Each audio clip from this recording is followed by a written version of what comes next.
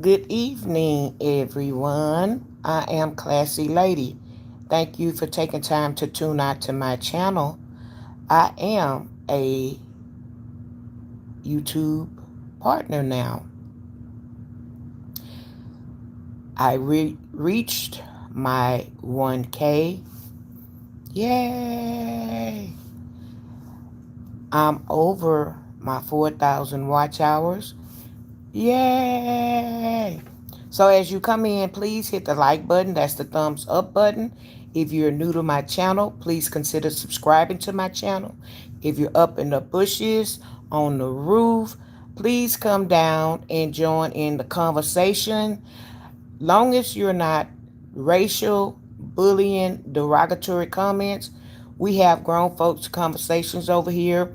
Sometimes people want to talk to a complete stranger rather than talking to their family members or friends about certain things, and they like to get opinions. So I like to say now it seems like I'm a problem solver, but I'm not a doctor or anything. It's just good old common sense. I add my 2 cents, you add your 2 cents, and somebody add their 2 cents, and we have 6 cents. So with that being said, I do have super chats, super stickers available. Memberships, I have 3 levels: 199, 299, and the 399 level. I am still looking for new subscribers, but I am also in need of members. I need y'all to join so that I can have some more green in my channel. For people that are new and passing through YouTube for the first time, green mean that you're a member. Blue mean that you're a moderator. Those people are people that I know and I feel comfortable with them timing people out on my channel if derogatory, too negative, or racial comments are placed in the channel. Like I said, everybody is welcome. Welcome. Make sure y'all have hit that thumbs up button. I have 4 thumbs up and 21 people looking at Classy Lady. So with that being said, I'm going to go ahead and get started um, with tonight's commentary. Hello to Bama, my moderator, first person in the chat. Bam, I hope you hit the like button because it was 2 of y'all and 1 of y'all didn't hit. Hey, Elaine. CFD, hello. Retired Young, hello. How are you tonight? Thank you. Okay, CFD, I don't know if your finger getting stuck on the high button, but I'ma say hello again. I ain't gonna keep repeating myself. Okay, boo. There are super gifts available. That's the little gift box. And from time to time, you'll see someone being generous also and gifting me those little things out of the super box, and you'll see them go up. So I know I'm behind. I saw a couple of them go up. So let me go ahead and get to it. Blakely, hello. I don't know what you're meaning by please. I don't know if you heard my okay. There you go. Hello. No, I'm sorry. At this time, you cannot be a moderator. You need to be over. First of all, you need to be a member of my channel.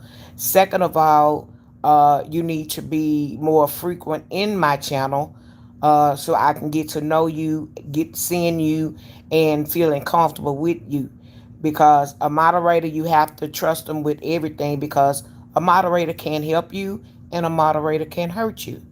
Okay, so I would like to think that the people that I choose are coming and they have my back. So stay tuned.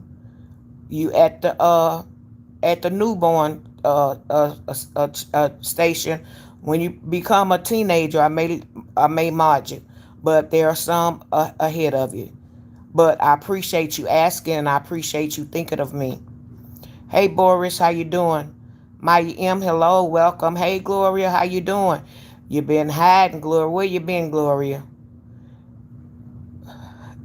Desiree, how you doing? Oh, you was the first like. Make sure y'all hitting the like button as y'all come in. I would greatly appreciate it. It will let other people know that I am on. And also, if you become a subscriber, you will know when I'm on when somebody else hit the like button before you. And then that way you can come over. Okay? Thank you at IIL8B. Y'all come up with some with some names. Thank you. You like the color of my lipstick? Thank you. Ashton, hello. Aiden, good to see you too as well. That let me know when some of y'all say it's good to see me. That means y'all be over here, y'all be in the bushes, and y'all don't drop down to say hello. You may not want to indulge in the conversations that are going on, but drop down. Don't sit up there. Hit the like button, drop down, say hi so I can see you. And like I said, you may want to respond to something, you may not want to. The last couple of nights, I've been problem solving. I've been a listening ear. I've been giving solicit advice or my advice, and you choose to take it or you don't, because I don't know everything, but two heads are better than one.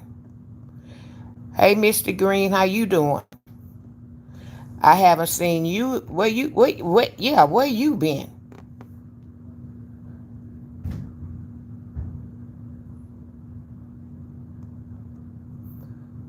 Thank you, Jay. How you doing tonight, Jay?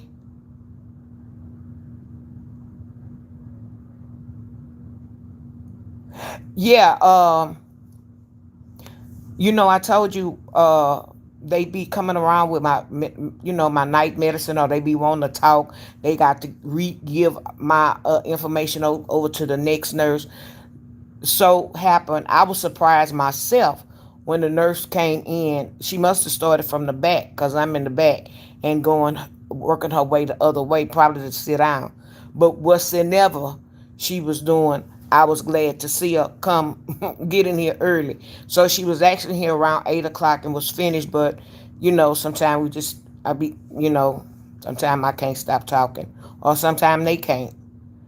I try to get to know my nurses, and get comfortable with them throughout the night, because that's who my care is in the hands of them. I am now, and just in case some of y'all that have been following me and you don't know, I am in the rehab part of the hospital. Yesterday, I was supposed to start my physical therapy. It didn't happen because they were short staffed. And today I had it in my mind, or I made up in my mind last night, that I didn't care if the bunny rabbit, the Easter bunny, or a donkey had to give me physical therapy. Somebody was gonna start me today. That was how that was gonna go. I don't care if the doctor over the physical therapy department, if she had to come, but somebody was gonna start me today. I ain't the insurance. It's hard enough with the insurance to get approved for one, because they want you to go where they want you to go, and some of those places they want you to go is not top tier, or is not to my liking. It's to their liking. It's cheaper for them to pay, and that don't always work for everybody, because everybody can't just be going to the same place.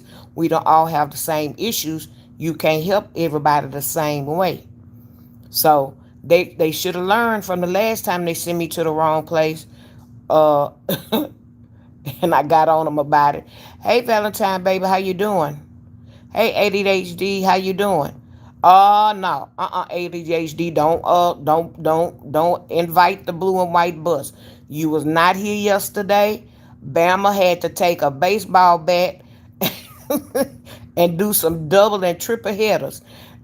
When I tell you, the last couple of nights they've been dropping in here.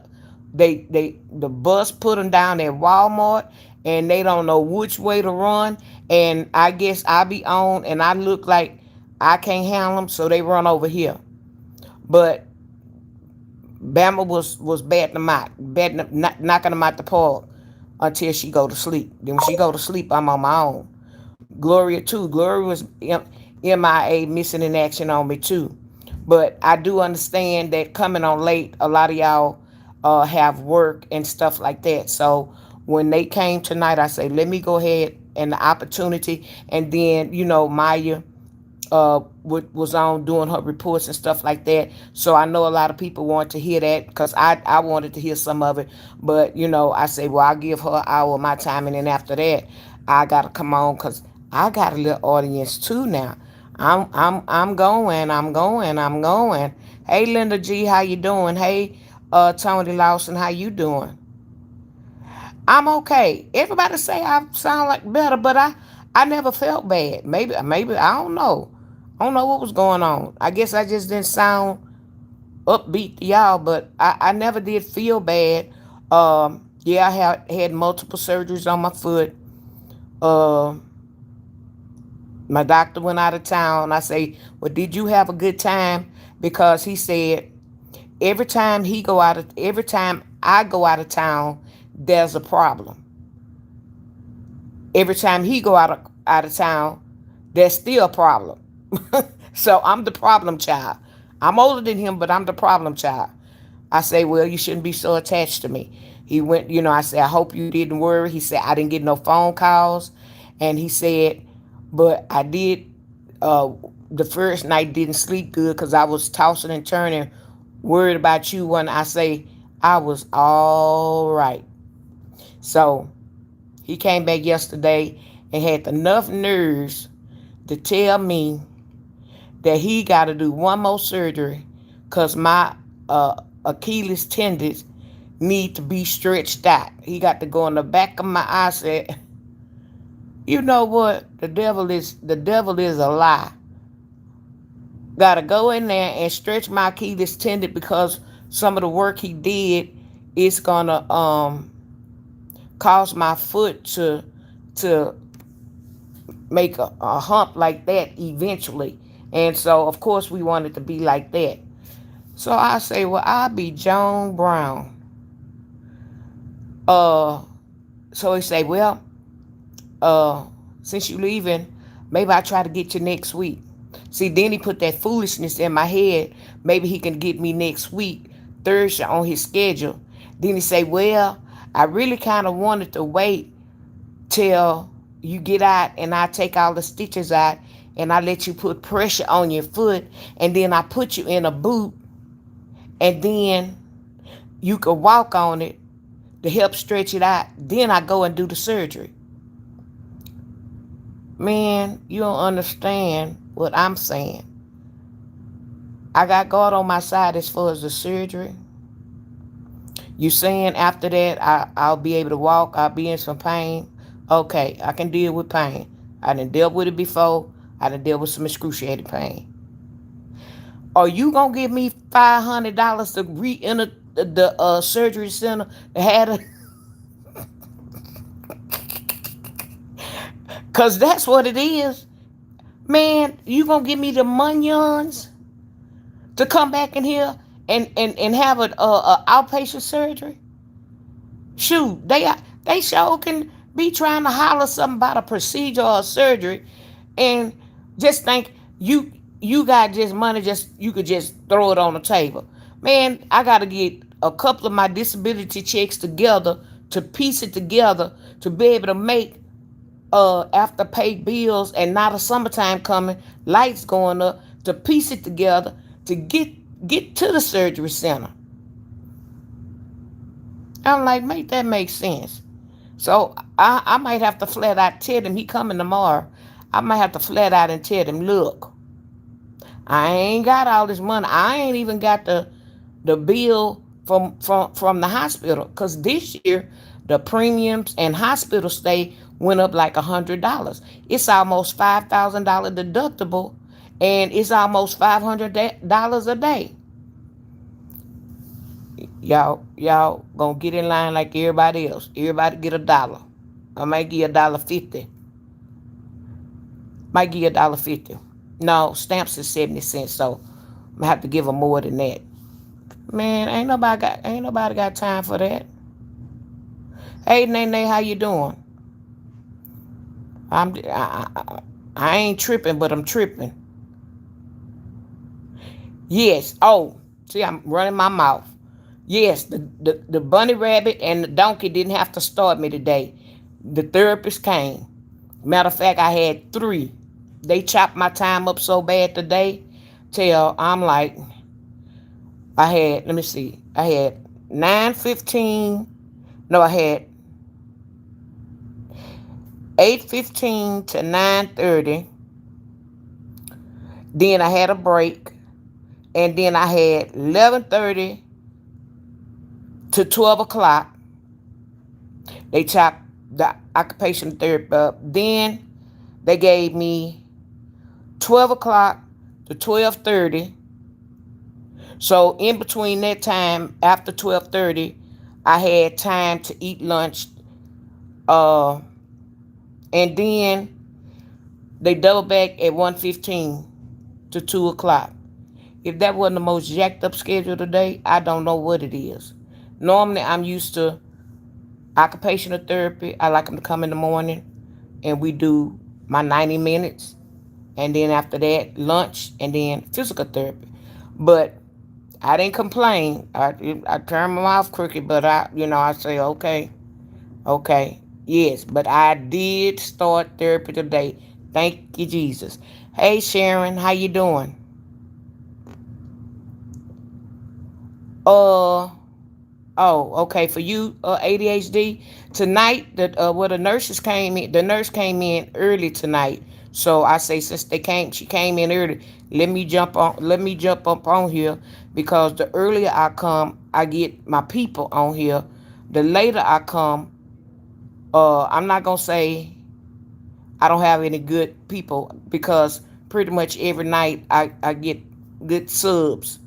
But I get that blue and white bus. I was told the yellow bus, short yellow bus, is for the kids, and the blue and white bus is when they graduate. That's the older people. So they've been stopping at Walmart, and they've been running out of there, and they've been running this way. So they don't go nowhere else, but they run this way for sure, for sure, for sure. Hey Mocha, how you doing? Well, you been at the hospital since Saturday, or you been going back? Prayers for your family member and prayers for you if you've been up there since Saturday because that's a lot. That is a lot. Just like the person in the hospital don't get no sleep as far as sleeping, so do the relative, the caregiver, or whoever don't get any sleep. So they tell me to try to get some sleep. I say it's not possible. If I go to sleep early, the vampire come. The vampire come at 3 o'clock to draw blood. Then right after the vampire came, then the what's some people the care tech came. What did she do? I forgot what she did, but they came like almost back to back, and then the nurses start coming in and all that. So you don't get no rest. I get some cat naps during the day. Everybody say I sound upbeat. Well, I'm excited that like I said, I actually started physical therapy today. Hey Walter, how you doing? Hey Faith, how you doing? Uh, Faded.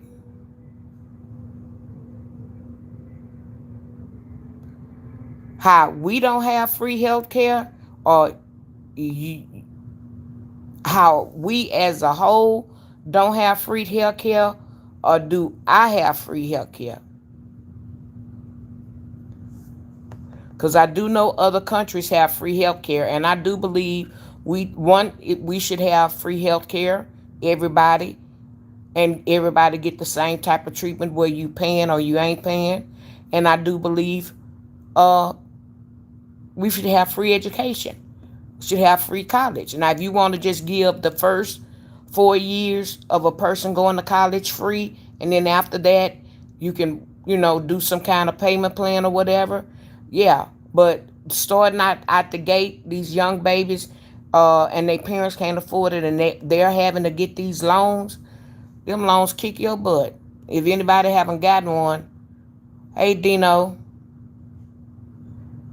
no, I don't. I don't like green tea. I don't like tea. Period. Yeah, God did say help His children, but you have to consider the people that run the heads of state who runs it. Everybody is not don't believe in God. They may say it out their mouth, but they don't really believe in what they're saying, and then the laws of the land for what has been said. So, but Christians we as Christians, uh, it's up to us to keep the word of God going and to keep spreading the word of God and walk walk the walk. We may not always walk it, but we need to walk it as close as possible. Um, Now, you're not going to hear me preaching on this channel, but I do believe in God, and you will hear me give testimonies from time to time, and you will hear me reference God and Jesus because I do believe, and He has gotten me this far. Nobody knows what I have been through in my 59 years. Now, I can't say I'll tell you like this. It hasn't been 59 years that I've had things going on. I'll say 29 because Monday will mark 29 years that I had my open heart surgery. That was my first big major thing when God gave me a second chance on life. So that's the reason for me being on YouTube now because I promised God 29 years ago, if you restore my health and let me live a normal life as best as I can, I promise you I will tell any and everybody what you have done for me and what He has continued to do for me. So that's the preaching I do. That's from me. That's from me. That's the experiences that I've had. And then a couple of people on here, they heard me speak and they say, we like you to, we like when you talk. I love to talk. And since I've been on YouTube, I've had a lot of people to encourage me and tell me they like for me to talk too. And they come back and we have conversations and things may be going on with them that they can't talk to their family about, or maybe they don't want to. They don't want to talk to their friends about. So I've made it a safe little space over here where you can come over here and ask questions and I can read it out and y'all can hear, and if y'all could help, then you drop your positive comments in the chat. So that's what I've been running on. I've been running on faith, and I've been running on just people enjoying me for me. I got my first 1,000 subscribers. Just in case some of y'all that been following me didn't know, I am over 1,000. I am over 4,000. I'm in 6,000 and something in my watch hours. So I'm doing good. I do have a bank that's running. So you don't hear me talk about getting a check every month because I don't think if I would be getting one right now, I wouldn't be. It would discourage me. So one content creator said one day, just talking, which is Candace. I'll give Candace that props for that. She was just talking and she was saying, she wasn't coming on often. So she's saying the little time that she come on and you got to make a threshold every month. Well, YouTube just hold it. Hold it till I make the next threshold. Or hold it till I see what it is that I want to see. So they holding it. So that's why I said I come on here. It's not for the money. Yes, it's gonna be good when I get my first. I appreciate the gifts, the super stickers, and everything that everybody give to support me.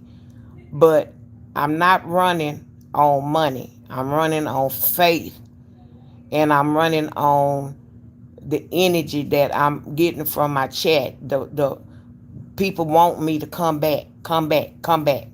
So I've been running late nights since I've been in the hospital, and I told the late nighters that once I get home, I'm going back to my 8 o'clock people. And they was like, come on, come on late. I say now, since I be up late, uh, I'll pop on sometime maybe at 2 o'clock, do an hour.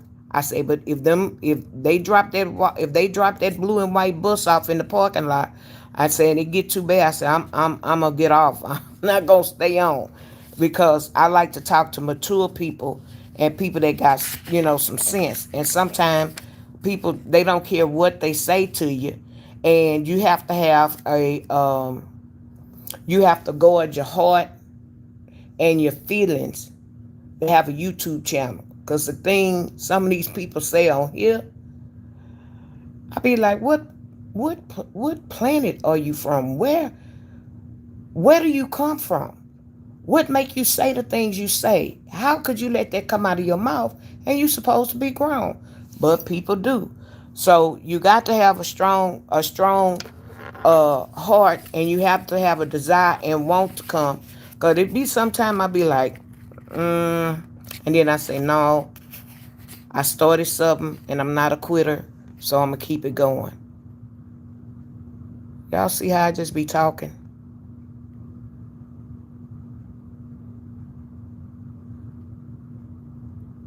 Take what number down and look at how. I don't know what you're talking about by number.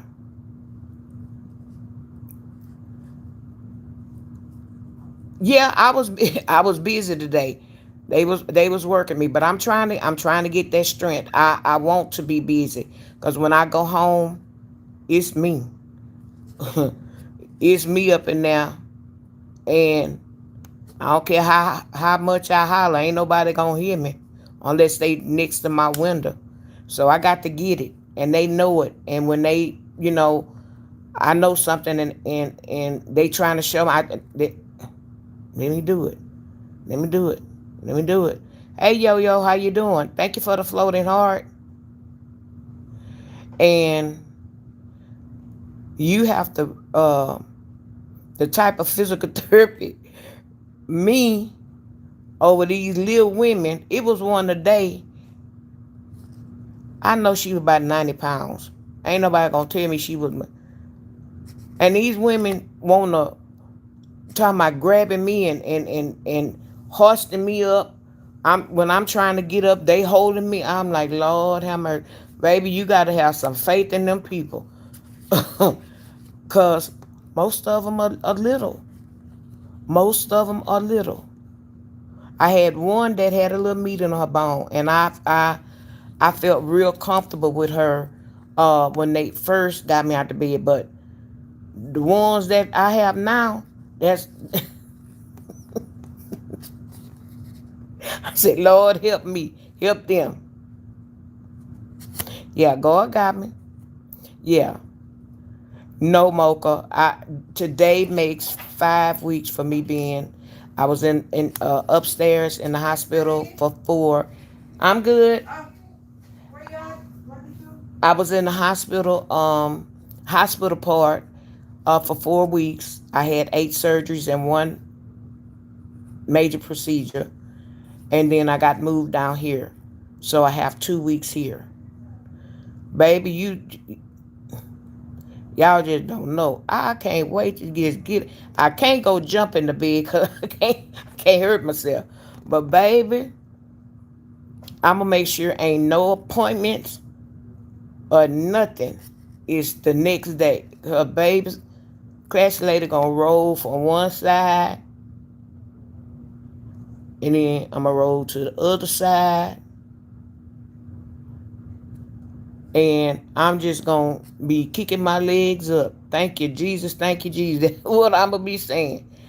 Cause I tell you, they laying in this bed feel like I'm laying on a rail, a bar.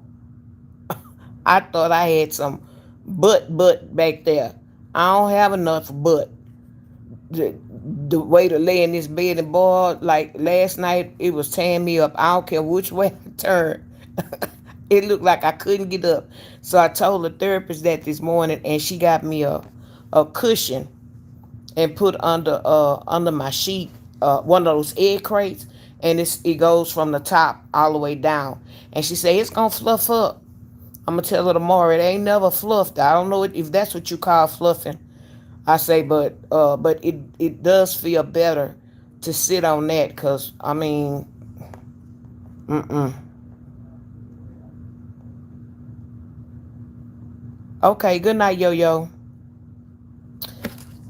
I know I got some people in the bushes. Yeah, I got some people in the bushes. Y'all hit the like button for me. Y'all come over. It's okay to join in the conversation. It's okay to drop down in the chat and talk and stuff. Sincarite, Psalms 83 and 18. Okay, noted. Yeah, I got y'all in here and the people in the bushes that I guess they scared of this color that's in the chat. Y'all can be colored when you come in the chat too. That the blue is a moderator, which you have to earn my trust and stuff for that. The green is a member, a paid member, which they pay a membership to support me, and I appreciate that every month. They also support other people, so that's why I put mine down. So because I'm coming on kind of like on the tail end, so I want that support too. So yes, I am still looking for subscribers, which is free. You hit the notification bell; it'll let you know when I come on. I am on earlier than I have been in a many weeks. I've been coming on late, but once I blow this popsicle joint, I will go back to my, Lord say the same, I'm going to go back to my 8 o'clock. Yeah. Hey, Marva, how you doing? And y'all swear I moved in here. I got, I came from upstairs with about 3 bags. Well, my medical supplies, it was checked out to me, so they can't take it back and use it. So, okay, I got a bag full of that. Uh, the stuff I came into the hospital with, that takes up a bag. And something else, oh, like this Jello and stuff I don't eat, and the sodas I don't drink. They were, just pile them on. That's in a bag. Then I got my suitcase. Everybody loves my suitcase. And then my brother went yesterday and got me some clothes. I just ain't put them on yet. Uh, he was a good brother. He's a good brother. He called me. He told me send me a list. So I sent him a list. I did specifics. But when he went to the house, he called me. He FaceTimed me, and he said, "Okay, what you need?" So I was telling him, and I told y'all I had my clothes color coding. So if I tell you to go get me something black, all you got to do is go to the black section. You don't have to look around the closet. Black, gray, blue, green, red, pink, purple, white, off-white, brown, orange, yellow, and whatever color. So he was able to get the stuff, and he didn't just get it and ball it up in the suitcase. Y'all ought to see how neat he packed my suitcase.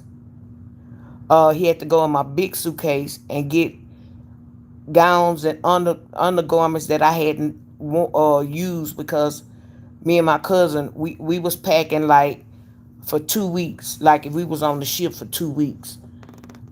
Some of the stuff we was packing. Hey, Dudge, you can be a troll, just be a nice troll, and watch yourself. Y'all, can y'all please like Movado sent me a Sunday. I'm glad it's a Sunday on here, cause baby, I can't do no real Sunday. I can't do no real Sunday. Yeah, so y'all ought to see how nice and neat he packed my suitcase. And I, even though I had to ask him to give me like shampoo and conditioner, and he didn't just put it in there. He went got the plastic bag, the grocery store plastic bags that I be getting, and he put it in there and packed it neat. Same as like lotions and stuff. He just so neat. And I had him to give me some earrings, cause baby, if I tell you I was losing earring backs on my big earrings and little earrings, and I'm like, I'm not used to being without jewelry. So the only reason why I haven't put my bracelets and other stuff on is because I'm doing physical therapy, and I don't want them when I'm rolling to the gym it to get caught up in the wheelchair. So I just want to thank y'all from the bottom of my heart, y'all that have been supporting me. I really appreciate that, because you don't have to, or you didn't have to, or whatever. But I appreciate everything people do for me, because it warms my heart, because growing up, my parents was always helping and giving other people. I learned that way too. And sometimes when somebody is nice and gives me something, I may have a funny look on my face. It's not that I don't appreciate it, it's that I'm shocked, because we grew up that way, and then it's instilled in me, and I'm used to giving people. So when somebody returned the favor to me, I'm just overjoyed. I truly am. I really am. Because you don't have to, and people don't have to. That's why I say, be nice and kind to people. You just never know where your blessings come from, because they definitely show ain't gonna come from somebody you help. It's gonna come back from a total stranger. Hey Julian, how you doing? Um, so I labeled my title "Luck, Lucky" versus spiritual warnings. So my question: Have y'all heard that before? And I'm gonna throw out something, and y'all tell me if you heard it before, or then you'll know what I'm talking about. Cause spiritual warnings, I heard that, but I didn't rectify with that until I heard the person explain it. I said, "Oh, that'll be something good to ask the chat about it." And I start off with this, because I heard somebody say this, that's a content creator. Uh, have y'all heard of plants? Let me see. Plants that die quickly. It happens sometimes because they have absorbed our energy. And sometimes that energy that the plant absorbs from you is a negative energy, or an energy that may can harm you. So people like plants because they have green thumbs. Some like them because they're pretty. Some like it because it beautifies your house. And I would say flowers too, because sometimes flowers could last you a good little while, like when you put the little stuff in there, or you put like a baby aspirin, I've been told, and I've done that, and you put water and stuff, will last you. But have y'all ever heard of flowers or plants absorbing your negative energy, or your energy, or even giving you energy? It sometimes it may give you positive energy. So I did hear one of the content creators, uh for a housewarming, she wanted this certain type of plant, and she was gonna put it in her bathroom, because she said it, about the positive energy. And if she didn't say positive energy, she said something about energy or good energy. So it's either positive energy or good energy. Both of them are good. But I had never heard of a plant um, absorbing your negative energy or your energy. Maybe that's why people like them. You know, that maybe that's why people got green thumbs. So you heard of that, Gloria? Okay, okay. So you see where I'm going with this. So I've never heard that, but I'm wondering all them times that I done spent them $300 in my yard with them what is it, them little pretty flowers, the annuals or whatever, where they got the purple ones, the pink ones, the white ones, the yellow ones, and in subdivisions, or just maybe, yeah, in subdivisions or something like that, or in esplanades or something. They'll plant them all, and they'll plant all the different colors. And I done spent $200 and $300 like some summers, some springtimes in a row. And next thing you know, and water them and stuff like that. Next thing you know, the doggone flowers die. So now it makes me wonder and think, maybe because somebody been watching my house to come and do some type of harm, and maybe the plants since they died, they told them to go away, or they just decide to maybe try somebody else's house. They ain't want to try me. They ain't want to try me and Jesus and Miss Do Right. So I guess they didn't want to do that. But you never know. But um, ivies grow wild. Uh, I mean, and they grow in whatever direction you put them. If you put them, put something on the wall and you're hanging on the wall, you see it's gonna go up the wall. They're gonna go up the wall. And mine was doing that, but I didn't put them up the wall. I straightened mine out so they can go run um, through my former dining room, because the plant was in there and it gave it room where I could stretch the plants out. But maybe that that may have not been such a good idea. Maybe I stretched them out too much and they missed one another, because they actually started dying. The leaves started dying. So I don't know if I started watering them too much or they was missing each other. But nevertheless, I killed my ivy plant. And I just ain't had time to buy me one or see if anybody I know to, break me off a piece and restart one. Yeah, flowers give you energy. And I tell you something else. A lot of people, some people, I used to work for a doctor, and every so many days, and that's how I learned about this flower, the bird of paradise.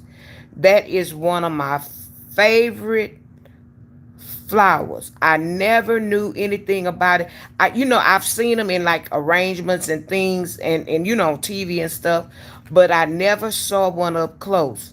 And what she would do every so many days when her flowers start to die, she stopped to the flower shop and she got her a new bunch.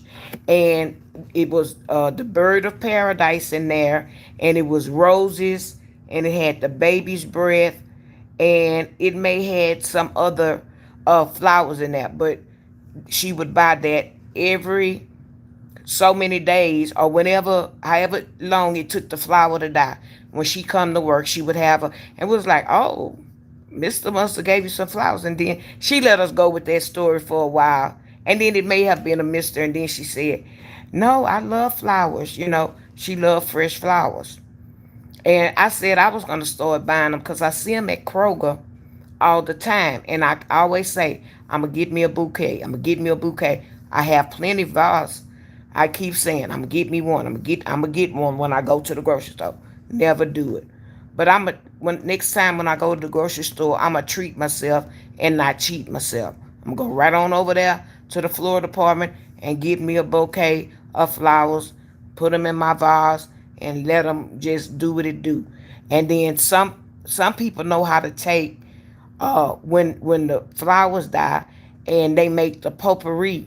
They make the potpourri bags, or they take them in. Some of them keep them in books and stuff like that, but they're good to make potpourri bags, and or put potpourri dishes around your house, and then just get some of that oil and drop them in there. So that's a good, a good little like little air freshener.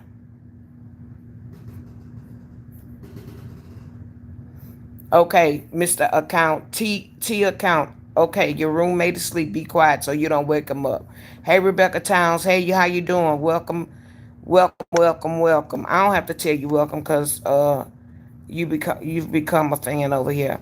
Hey, Logan. Hey, Lady Justice. How you doing? Yeah, we have to treat ourselves sometime and not cheat ourselves. Um, Plants are living being just like us, just without a brain. Child, some of them plants got a got more sense than we do. The, okay, thank you for dropping down.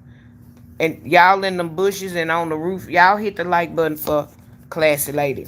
So the other thing I had heard is stop letting people touch your hair. Now that I used to didn't like that when I was a little girl, and I used to have to go to the beauty shop at 7:30 in the morning with my beautician that lived across the street, but she had a shop on the other side of town. So when I was 4, believe it or not, I got my first perm. Um, I have a nice grade of hair, but my mama said when she would comb my hair, we get ready to go somewhere. Then I get the little fuzz. My hair would be slick in the rubber bands or the balls that she put in there. It looks so pretty or whatever. She said by the time she go get dressed, here the little fuzz start popping up. So she said she got tired of that because she didn't want people to think that she was not combing my hair or whatever. So I got one of them early kitty perms at 4, and uh, I had to go to the beauty shop. I sat on about 7 or 8 telephone books. They used to be that big back then, especially in Texas. They was that big. You had the white pages, which had all the residential phone numbers and addresses. Then you had the yellow page that had all the businesses. So you imagine they were stacked on top of each other, and I was at the top with my head up under there, and I hated it. I used to have to sit under that dryer for breakfast. I would have breakfast with her. I would have lunch. And by lunch, my mom would just be making it to the beauty shop. She would wash and style my mama hair. My mama would sit under the dryer, and I still was under that dryer. So, and then when I came out, the way she rolled my hair, I had Shirley Temple curls. So when she first took the rollers out, I had my hair would be parted down the middle, and I would have the Shirley Temple curls the way when she take the rollers out, the curls wouldn't fall right then. But as time went on, the curls fell and they would fall here. And when we would go in the store and stuff, and I've been and had my hair done, either just sometimes just had it done, or it might be a couple of days. And women would, oh, your hair's so pretty. I duck like that. I be doing that, and my mama said, oh no, she don't like people to touch her hair. She stay under the beauty shop too long. She don't like people to touch her hair. And they be like, you don't like nobody to touch your hair, baby? No, ma'am. Mm-mm. No. So I always be ducking like that when they touch my head. Be trying to go for my hair. But it said stop letting people put their hands in your hair because it transfers energy. Whatever type of energy they have. The negative energy and whatever. I guess that's I guess that's why some of these people get some of them hair weaves. They some of them be nasty with a nasty attitude or whatever, whatever. Um, but I don't know if it goes from that part too. But just say, people have locks these days, And people just, you a visual canvas, and people just go to, you know, try to touch your hair. No, don't. For one, you gonna might get a hair out of place. But most definitely, when I was a little girl, I ain't play that, because yeah, them 30 tip of curls would drop, and then back then, my beautician used Lottie Body, which it make them curls hard, so they were firm and they would stay in place. But all they would do is just drop in place, and our mate would have be in one rubber band. She may have 5 rollers going, so you can imagine. I don't know if y'all ever watched Little House on the Prairie, and I always reference my hair to Nellie Olson. uh Nelly Olsen used to have them nice shirty temple curls in her head. That's how mine were. So you can imagine. Now don't touch my hair. Don't play in it. Yeah, I've heard that after a haircut, you sweep your hair on hand, take it with you. Now I haven't heard you take it with you, but um, I've heard things about the sweeping.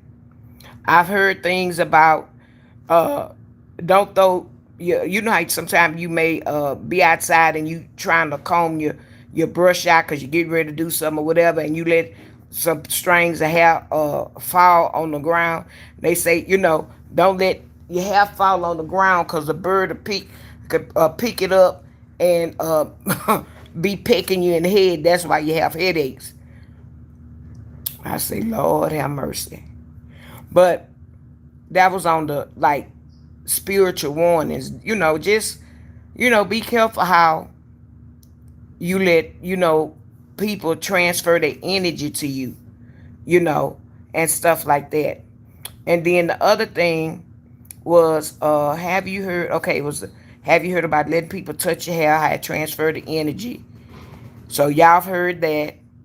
Hey, LaWanda, how you doing? Oh yeah, and if you tender headed, yeah, you definitely don't wanna. Thank you for the star, Lawanda. You definitely don't wanna. Hey Dana, how you doing? Hey Troy, how you doing tonight? Definitely you don't be wanting people to touch your hair and play in your hair. My brother have his hair is naturally wavy, and when he brush his hair, put his wave cap on, and ladies, they be like, ooh, you made me ocean, I got me ocean sickness, no, seasick. Ooh, looking at your head, you got me seasick. They be, the old women be flirting. That's what they be doing. And then they be wanting to touch his hair. He do the same thing. You don't have no reason to put your hand in my head. No, no, lady, don't do that. He don't play that either. Uh-huh. Hold on, y'all. Yeah. He don't like you putting your hand in his head either. Yeah. And that was bad at school. School, little girls would always, uh somebody wanted to be the beautician to comb people hair. And yeah, go to school and your mama didn't comb your hair one way, and you come home and it's different. She wondering who playing in your hair, what is done to your hair, and all that stuff. And I used to work with a young lady, and her son liked this little girl. They was, I guess you say they were, no, they were in kindergarten, because she was saying about the toy box and all that kind of stuff. So her son liked this little girl in the classroom. And, the little girl would come with the barrettes. Her mama put all the different color barrettes and stuff in her hand, whatever. So every day, CJ liked the little girl hair. And I guess they was going together, whatever. He would take her barrettes out of her hair. All her barrettes out of her hair. And when the little girl would get home, she didn't have no barrettes in her head. None. And her mama asked her, well, where are your barrettes? She thought that maybe sometime the little girl, I guess she ride the bus or something like that, she come home and just take the little things out. But what she was doing, CJ was taking her barrettes out. And so her mama would say, you got some Borettes in the backpack or something like that. So she might would have had a few in the little book sack, but CJ had them. And so when her mama really got down to the bottom of it, she would like, she'd be like, I don't know, I don't know. Then, when she got threatened with a whooping, her mama told her friend at school. So she thought it might have been another little girl. And so she told her mom it was CJ. And she said, why CJ want to put the Borettes in her hair? And she told Mama CJ was a boy. CJ was taking them Borettes home. So when the little girl mom went up to the school and talked with the teacher and wanted to investigate what a Borettes was, CJ was a corporate, and the teacher talked to him and thought they might have been in the toy box or whatever. No, CJ would take them Borettes home. We got in touch with CJ mama, and she say, I know I don't have no daughters or anything like that. And asked CJ, well, the teacher say you be playing in this little girl hair and you take her Borettes. And he told his mama, uh-huh. She said, well, why you do that? He said, because he liked her. And that was his girlfriend. Shay was his mama. Went look where he said they were, and all the little girl Borettes. See, she say, boy, you done took, she say, all these Borettes. CJ had him a good bit of them. Whether he took all of them out of her every day or he took him one or two, he had enough that, yeah, they were going together. Yeah. So they got that straight. But that, yeah. Children, yeah, it usually girls let other girls play in their hair or comb their hair. Yeah, I've heard don't let two people work on your hair at the same time. But I think that's a superstition, because that's what I'm talking about, the night spiritual warnings or luck, lucky or energy things. I think that's a myth, because I was told as a little girl. Yeah, I was told as a little girl that you don't walk around with one shoe on. You know how you might have put a shoe in one room, or you putting your shoes on and then you go and you hopping trying to go in another room to get something and come back. I remember my mama telling me don't do that, and I say, why? And said that kill your godmother. I said, oh Lord, I ain't want to do that. But that was another myth that black folks. I'm gonna say black folks. I ain't gonna put it on nobody else, because I don't know if anybody else did that. But yeah, don't walk around with one shoe on and one shoe off, because that's what would happen. So I say, Lord have mercy. Hey, Diamond D, thank you for the floating hearts, hon. Yeah. So walking around with one shoe on and one shoe off, I think that was a myth. That's just like the black cat. Uh, if the black cat is going to the right, is what I told, it was all right. But if the black cat goes to the left, cross you and going to the left, that was bad luck. You're supposed to turn around and go back the other way. Y'all heard that before? I think I think that's another myth. I remember saying that to, we was talking one day on the garret, on my grandmother's porch, the garret we called it. And I remember they had said that there wasn't too many cats in Louisiana where my parents were from. Although my other grandmother had cats, but it wasn't too many cats. It was, if you seen anything, you may have seen a dog, and you didn't see in their little town. You didn't see like stray dogs. Uh, whatever, whoever had a dog, it was their dog. You didn't just see that. And so that we was talking and laughing, and I got this uncle that is so that was so funny, jokes and stuff. But sometimes he wouldn't be trying to joke. He wouldn't, but how he said stuff, it came out that way. And he said, I tell you what, one of them black cats cross my path and go to I'ma run that SOB on. Now you know if you hear SOB, son of a, he gonna run it over. Hey, better not cross my path. I'ma run it over. I say, Lord have mercy. Good thing they didn't have many pets in Louisiana in that area where my mom then was from, cause you would assume that every dead cat or dog, it'd have been him that was running over because they crossed his path. Yeah. Yeah, a lot of the older generations and people were yeah, like you say, very superstitious. They would talk about the witchcraft. They dress it up now witchcraft. It was voodoo. When I grew up, I heard them say voodoo. I ain't know nothing about no witchcraft. Now is witchcraft. And then I was looking at what was I looking at yesterday? And they was it was one of them love and hip hop pictures, and they was asking somebody if they believed in it or whatever, and they said, "Well, now that's a religion." Uh, um, and I was like, "I'm doing this in the bed."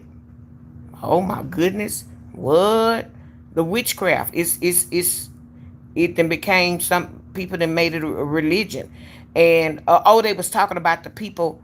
Oh, was somebody talking about the people from Haiti, and they were saying, well, because people think it was all from the Haitians. A part of it came, and the Haitians migrated to New Orleans. I found that little history out too, and then of course New Orleans people that was there, some of the French people and all that, they believed in the voodoo and stuff, you know, um, and so that that they mesh energies and stuff, because a lot of the spices and stuff, a lot of that hot spice came from Haiti, and they hipped the people from New Orleans and stuff onto that. Now this is a tale I was told. Some of it may be true. Some of it sound true, and so now anytime you go to New Orleans, a lot of their food is spicy. It's spicy, and now I can't eat spice like I used to, and I think it's because of some of this medication that I'm on. But they mesh that, so you now you'll hear a lot of people from Louisiana. Uh, Spice to me is cayenne and red pepper. And then people get Cajun mixed up. They think because it got to be hot, that's Cajun. That's not Cajun. Cajun is the spice and the seasoning, the good seasoning that you give the food to make it Cajun. When you putting all that red pepper and hot pepper in that's hot. That's what that is. That ain't no Cajun. That's hot. That's some hot food. So people get stuff, misconstrued and stuff tangled up, and then get everybody else confused on some of the stuff. But yeah, a lot of that stuff was superstitious. Oh yeah, Dana, splitting the pole. Baby, you better not be walking with your mama or somebody, and they go one way and you go this way. Baby, I've experienced where you come right back from that pole and come back around and you walk on the side with us. Yep, the split in the pole. That was one thing. Now, oh, he didn't like allow cards to be played in the house. Well, he might didn't like cards played in the house because if he was spiritual, and he might thought playing cards was of the devil. If he was a spiritual and uh, a saved Christian, he might, that might have been what he was taught. So, but I have never heard about the playing the cards in the house. Yeah, and that's the whole thing about it, Dana. Now we pray on stuff. We don't live by the stuff that we grew up with and we heard and stuff like that. Now the best thing, our generation, we are changing things around. What we've learned from when we growing up and stuff. A lot of us are getting in tune to church and reading the Bible and trying to understand uh, the word and stuff like that. And instead of us believing in a lot of this superstition, we pray about it. And that's my thing now. I know you can't tell me nothing. I pray about it. Hey Ozella, how you doing? So yeah, that's one thing. Now, like I say, something. Oh, yeah, Sharon, dreaming about fish. Somebody pregnant in the family. Now, I don't know if it's something that's lucky or happened, or if that's a superstition, because there have been times that, like, we may be talking, family members may be talking, oh, I had a dream about fish last night. Oh yeah, I had a dream that we went fishing, and stuff like that, or whatever. And it has been people in my family, the younger generation, that have been pregnant. So I don't know. That's an old wise tale. We'll never know. All we know is somebody dream about fish and somebody in the family is pregnant. Now, I don't know if the fish was in the room with the love making or not. Or maybe they was dreaming about fish. I don't know. But yeah, that's what I heard. Hey Felicia, how you doing? Thank you. Thank you for the positive prayer. Yeah, walking under the ladder. You don't walk under a ladder. I heard that too. Georgia culture is full of urban legends. Really? What's what's that, Sharon? You say fish in the water. Is that, when you talking about dreaming about fish or dreaming about fish in the water, about somebody pregnant? I don't know what it was, in the water, out the water, whatever, in the frying pan, but they just said last night we be talking. They said, last night I dreamed about fish. And then one of them say, oh, well, so and so pregnant. Just found out they were pregnant. And he be like, well, don't know if that's true or not. So it's all kind of things. It could be superstition. Some of it is yeah. I said that about the black cat crossing. What did you hear, Ozella? Did you hear if the black cat goes to the left is bad luck, or if it just cross your path, whether it's going to the left or to the right? Cause yeah.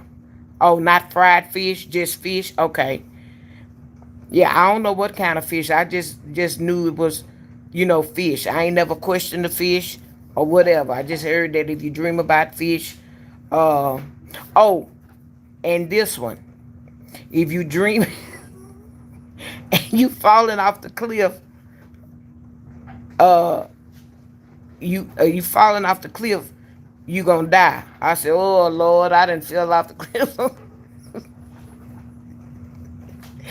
If you going over a cliff, that be you gonna die. If you no, if you hit the bottom.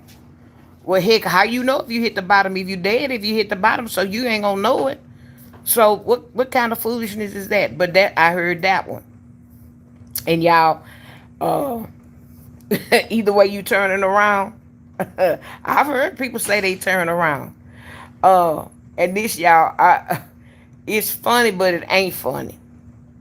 Have y'all heard about if people get in a wreck or accident and they lose their shoe that they pass on? I don't know if y'all heard that. Now I didn't roll down the street and I done seen plenty of shoes in the street, and I just be like, Lord help them. I hope that ain't true about the shoe. Uh, I don't know if y'all heard that about the shoe. Somebody lose their shoe in an accident. They in a car accident, and they lose their shoe. I guess the shoe fly off of them, and it's on the ground that they pass on. I say, Lord have mercy. So y'all hit the like button. Y'all coming in and y'all sitting in the bushes. Y'all hit the like button. I have super chats, super stickers available. I have memberships available, and I have the little super gifts. All in to support me. I don't get all of the money. YouTube gets a portion as well. So I have to share with YouTube. So um, it's not a thing where I'm begging, but that's being a YouTube partner. That's what you sign up for, is to promote things. You can volunteer to promote stuff, but when you become a partner, the super chat, super stickers is a must. They you go so much, and see, I didn't know this. Then you go so much, they'll give you the super chat, super stickers. Then you go so much, or they entrust y'all with you with that. Then they will put the box on there. They'll put the gift box. It happens in different things. Now the target, they had gave me the target, but if y'all remember, I said that we had everybody setting goals.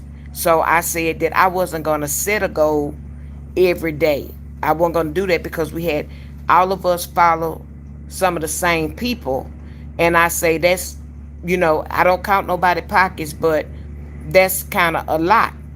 So with certain people setting goals every day, but I learned that when you have the targets, you do have to set a goal, even if you don't set it every day, maybe every other day. And I saw the thing what it went up to, but I didn't really look. But you do have to set the goals, because if you don't set the goals, or you set a goal and you don't meet them, they take the target away from you. I didn't know that that was a privilege thing. So they took my target away. I think I had my target maybe 2 weeks. I said one time I did one goal of 20, and I did it where you can do the gifts, the super gifts, and the super chat, super stickers. I reached my goal. So I say, well, okay, I'm not going to do a goal no more this week. And then I said, I'll wait. So when I went, that's what it was. When I went for the second week and I was going to do my goals, they took them away from me. So it's a privilege. Certain things that YouTube give you is a privilege. I thought they just, give you stuff. They don't. It's a privilege. But what they did do for me, when they monetized me, they just entrusted everything with me. I didn't have to go and unlock the gifts and stuff. They gave me the super chat, the super stickers, and the gifts all at one time, because they have things on there where they lock. Now they've given me ads, and but I don't know if my ads are playing. I don't know how it go. I'm gonna have to get one with one of the old heads to see, because I tell you, it's so confusing to me. Um, if I could just come on here and let the money do what it do, and don't worry about all that other fancy stuff. I see why our sister didn't really do all of that, because it takes time, it takes patience, and it takes people to know how to do all this stuff, you know. And I just be wanting to come on and do it, and talk, and that's what I like to do. So all that technical stuff, I'm dang near, I ain't making the money, but I'm dang near want to pay somebody to do all that, like do me a page and a little. I'm back to that point to pay somebody. Hey Ellen, how you doing? Ella, I'm sorry. Insane clown boy, how you doing? So I was gonna tell y'all this little story. It's funny now, but it wasn't funny then. So I was going to have a procedure done, and I had to fast the day before with just clear fluids. So my mama knew that anytime me and her rode together, I always drove. Even if she drove to my house, she'd get on the passenger side and I would drive. So that particular day, she was coming to take me for my procedure. So yeah, I was hungry because I hadn't ate, hadn't ate all day the day before, and my system was cleaned out. So I came outside and I was putting the garage door, the code down and my mama, she had came up and she had parked on the driveway. Now my mama was driving Escalade, one of the ones, the first ones that came out. So they was big body, tough. I'm not saying that the ones now are not, but this looked heavy. This was, that iron when you knock on it. It's not the plastic kind. So that's what she drove. And so my mama had I'm giving y'all previous years. My mama had previously, well, years prior to that, had a stroke. So anytime, sometime when a person have a stroke, it can alter, your limbs and the way you walk. You may walk a little slow than what you used to do, and all of that. So that was going on. That little briefing. So she came up, I came out. I'm putting the garage door down on the pad. She looking at me. I turn around. She looking at me in my face. She getting ready to get out. She say, "Oh, you look so weak." Okay, she getting out of the car, not paying attention to what she doing. She put the car in neutral. Yeah, it was stopped on my driveway. But when she got out, she rocked the vehicle and it started to roll back. She was between the door and the vehicle. I'm looking at her and she trying to stop it. And I'm like, "Mama, no. Let it go. Let it go." And y'all just can imagine my mama trying to get, now she had to try to get around the door. But she couldn't move fast enough to get around the door. The door knocked her down on the driveway. And I was like, "Oh my God." And the vehicle was rolling out of the driveway. It was coming straight back, but it had knocked her down. The devil was busy. The devil had that, the car was coming straight back. The devil curved that vehicle and ran and caught my mama's legs and ran over my mama's legs. And I just was like, oh, I just lost it. I started screaming and hollering. I was already nervous. I was screaming and hollering. And I was trying to run to get to her. My neighbor, he was coming out. All he saw was my mama on the ground, and he spoke Spanish, but he called into his wife, which spoke broken English, and he was on his way to work. And then when she rolled down, and I was calling my mama name, and so she answered me, and I asked her, was she okay? Well, when she moved, I just saw blood coming down the driveway. So y'all know I just really lost it. And so I called 911 and I was, telling them everything. So they got somebody, got them lights and sirens coming out. Um, the car continued to roll back out of my driveway. The way my house is, I live on like it's in the neighborhood, but it's the like one of the main streets in the neighborhood. And then I have a T that a street that come up to my street. That doggone Escalade rolled straight out that driveway, curved, ran over my mama, kept coming back, made a curve out into the street. Thank God no cars was coming. It was in the morning. Thank God the kids was already in school. Made a curve, passed the little street up, jumped the curb of the neighbor's yard, and landed on the gutter in my neighbor's yard at a slant. Car still running. So my neighbor saw that, and he was standing there with his mouth wide open. And he said, "What you need me to do?" I said, "Can you go?" I said, "That car is still running. Can you get the car and drive it over here in front of my other neighbor's house?" Because I knew the ambulance was coming. And y'all, so by this time, the lady that stayed in that house, her name was Willie. My ex-husband's name was Willie too. So she had just gotten off her shift, and she heard me hollering. I was calling her name, and she's a RN. She heard me calling her name, so she come across the street. She seen my mama on the ground, and I was saying, "Willie, Willie." So my mama, in her mind at the time, thinking I was calling my ex-husband, she said, "Now what that fool calling her ex-husband for? What she calling him for? What he gonna do?"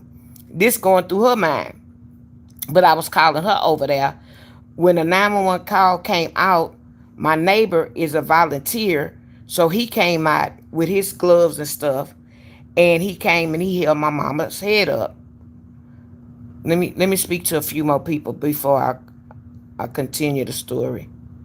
Okay, was falling off the cliff, but I was falling out the bed, and my heart was beating so fast. Yeah, that one, that didn't happen to me a couple times, and I was causing Jesus, Jesus, Jesus, Jesus, Jesus, and it looked like I was fighting with somebody, and I wasn't winning, and all I could say was Jesus, Jesus, Jesus, Jesus, and I kept on calling on Jesus, and Jesus appeared and helped me. I was going off that cliff, so I don't know what was going on. Now I did feel like the bed a couple times, and I wasn't dreaming about falling off the cliff. One time I was reaching out the was half asleep, reaching out the bed for some doggone bubble gum and hit that floor. This stuff, all kind of stuff. Let me continue to speak to some people that came in. Believe me, because I thought I was going to. JJ, bless you too. Thank you, sir. Willow, hello. Kinfolk, well, you don't know me, but come over, sit down, and get to know me. You can come and sit down and just listen to the stories. Hey Taylor, hey Molly. So anyway, Mama, I was calling for Willie. Mama thought I was calling my ex, but I was calling for my neighbor to come over. So the volunteer paramedic, he was holding my mom head up. And then so she started, both of them was assessing her to see what was going on, could she move and anything like that. So the EMS got there. Child, y'all, what I really want to tell you, that's why I said it's funny now, but wasn't funny. Mama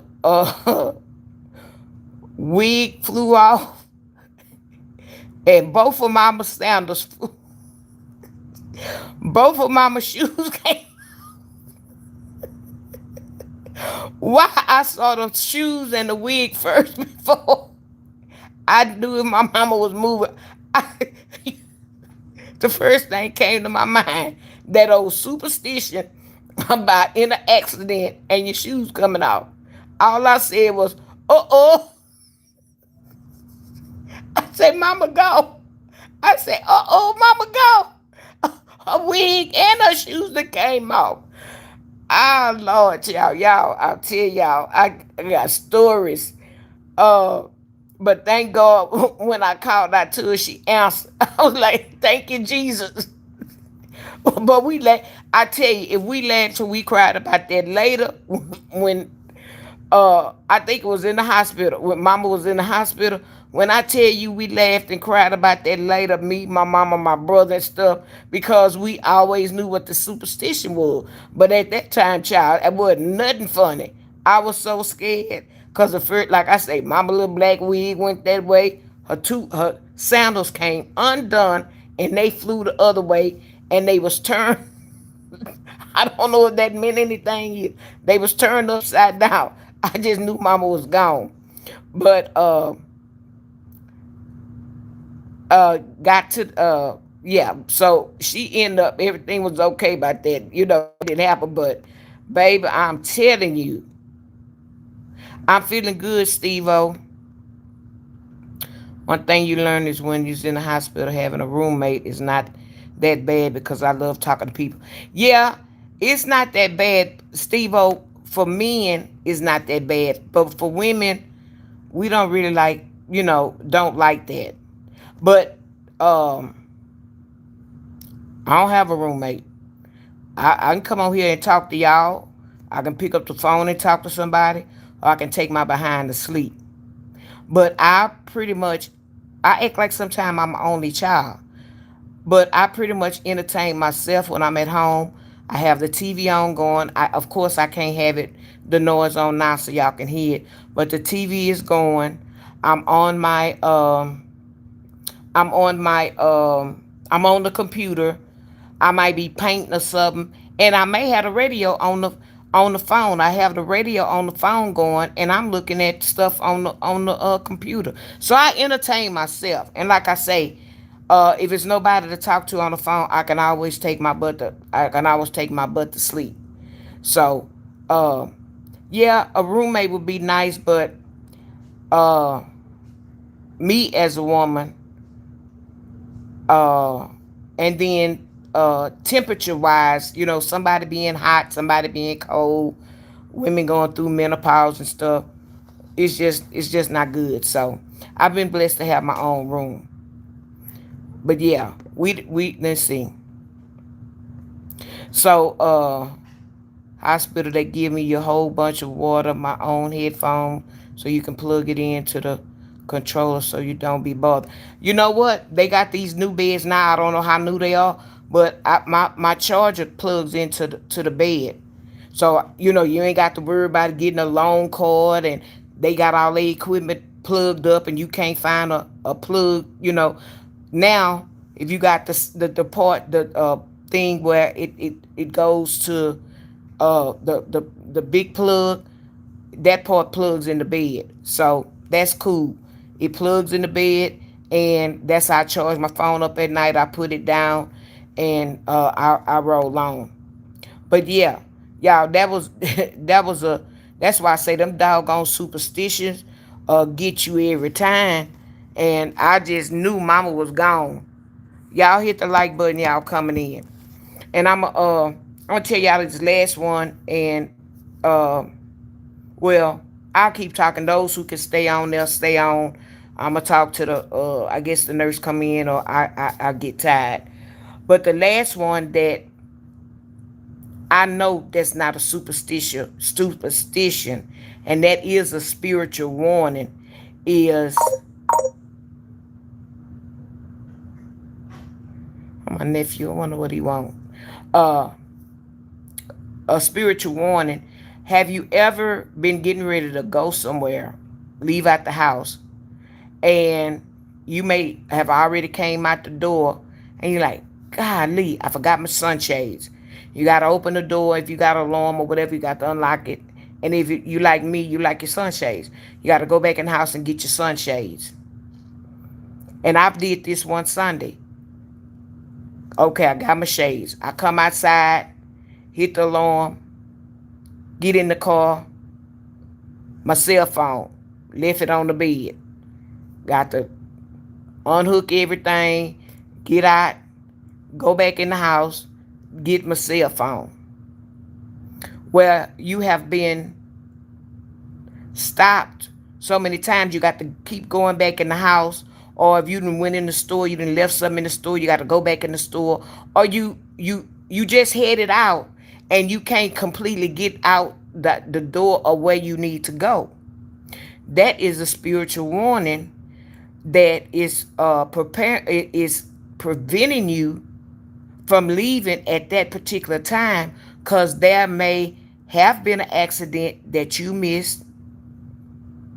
Uh, you might have needed to go to this store and you forgot your wallet, and you need to go to the corner store.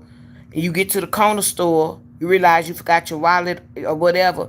You leave the store and you come back home, and then you come back to the store. Store could have been just then got robbed. Anything. But anything that, when it delays you. I know I said it was probably a spiritual warning and the devil at the same time.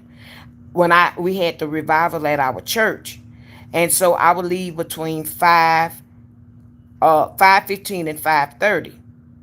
So I know that one of the major freeways that's right there to my house is gonna be major packed. And I got to be dealing with that for 30. It's a 30-minute ride, but with the traffic, it's gonna probably be an hour and 15 minutes to get where I need to go. So instead of doing a major freeway, I would get on the Hardy Toll Road.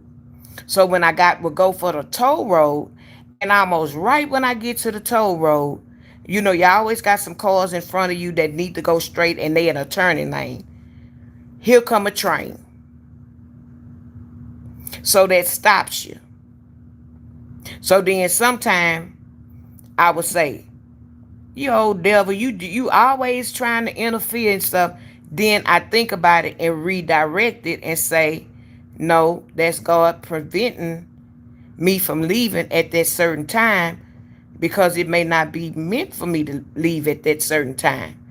And it could be a police on the freeway ahead, and with me and my heavy foot, I'm zooming. It could be somebody having road rage, and I just missed it. So sometimes some things can be a spiritual warning.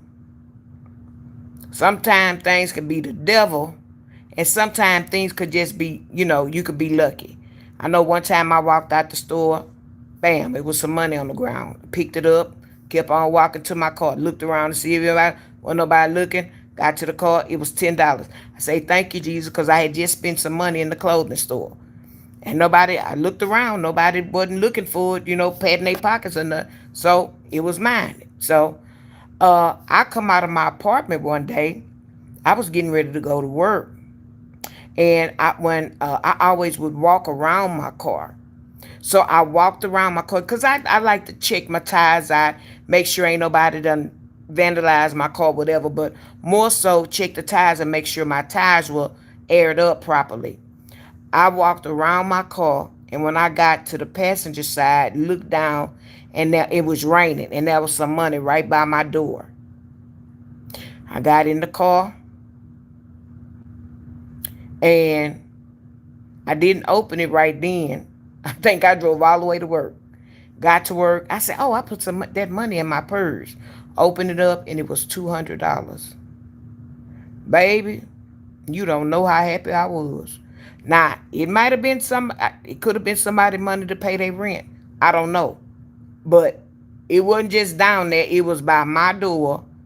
I didn't see nobody. It was raining. I didn't see nobody. And I sure wasn't fit to go ask the office, did anybody lose some money? Because then here they go claiming it or whatever. So, no, that was mine.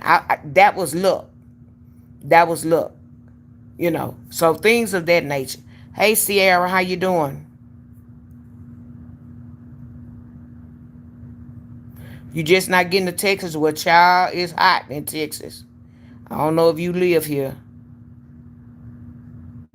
Yeah, a pastor will come visit you in the hospital. Um, they go around from time to time. They are volunteers.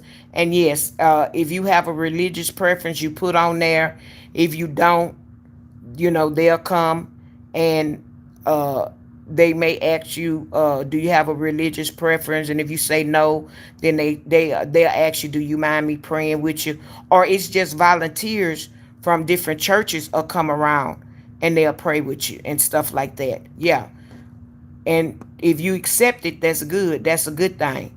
I always, when I haven't seen them so much now, but I always, when I put my religious preference down, and it didn't matter who came, if they were offering prayer, I accepted the prayer. Because I don't care what church you go to, Church of God in Christ, Methodist, Catholic, Baptist, we all supposed to be serving one God.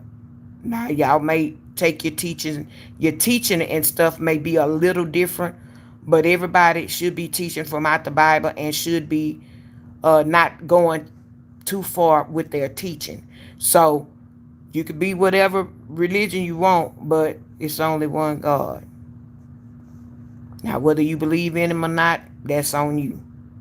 Like I told y'all, I am a and I'm a spiritual person. I am Christian, and I have had a lot of blessings from God, and I believe in God. So from time to time, I will say that.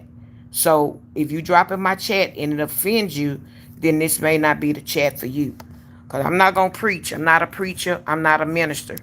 But I will share testimonies, and I have done testimonies about how good God has been to me.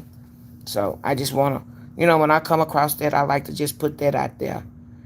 Your plates go up, you're allowed to walk around in the hospital because you don't want your legs to get a blood clot.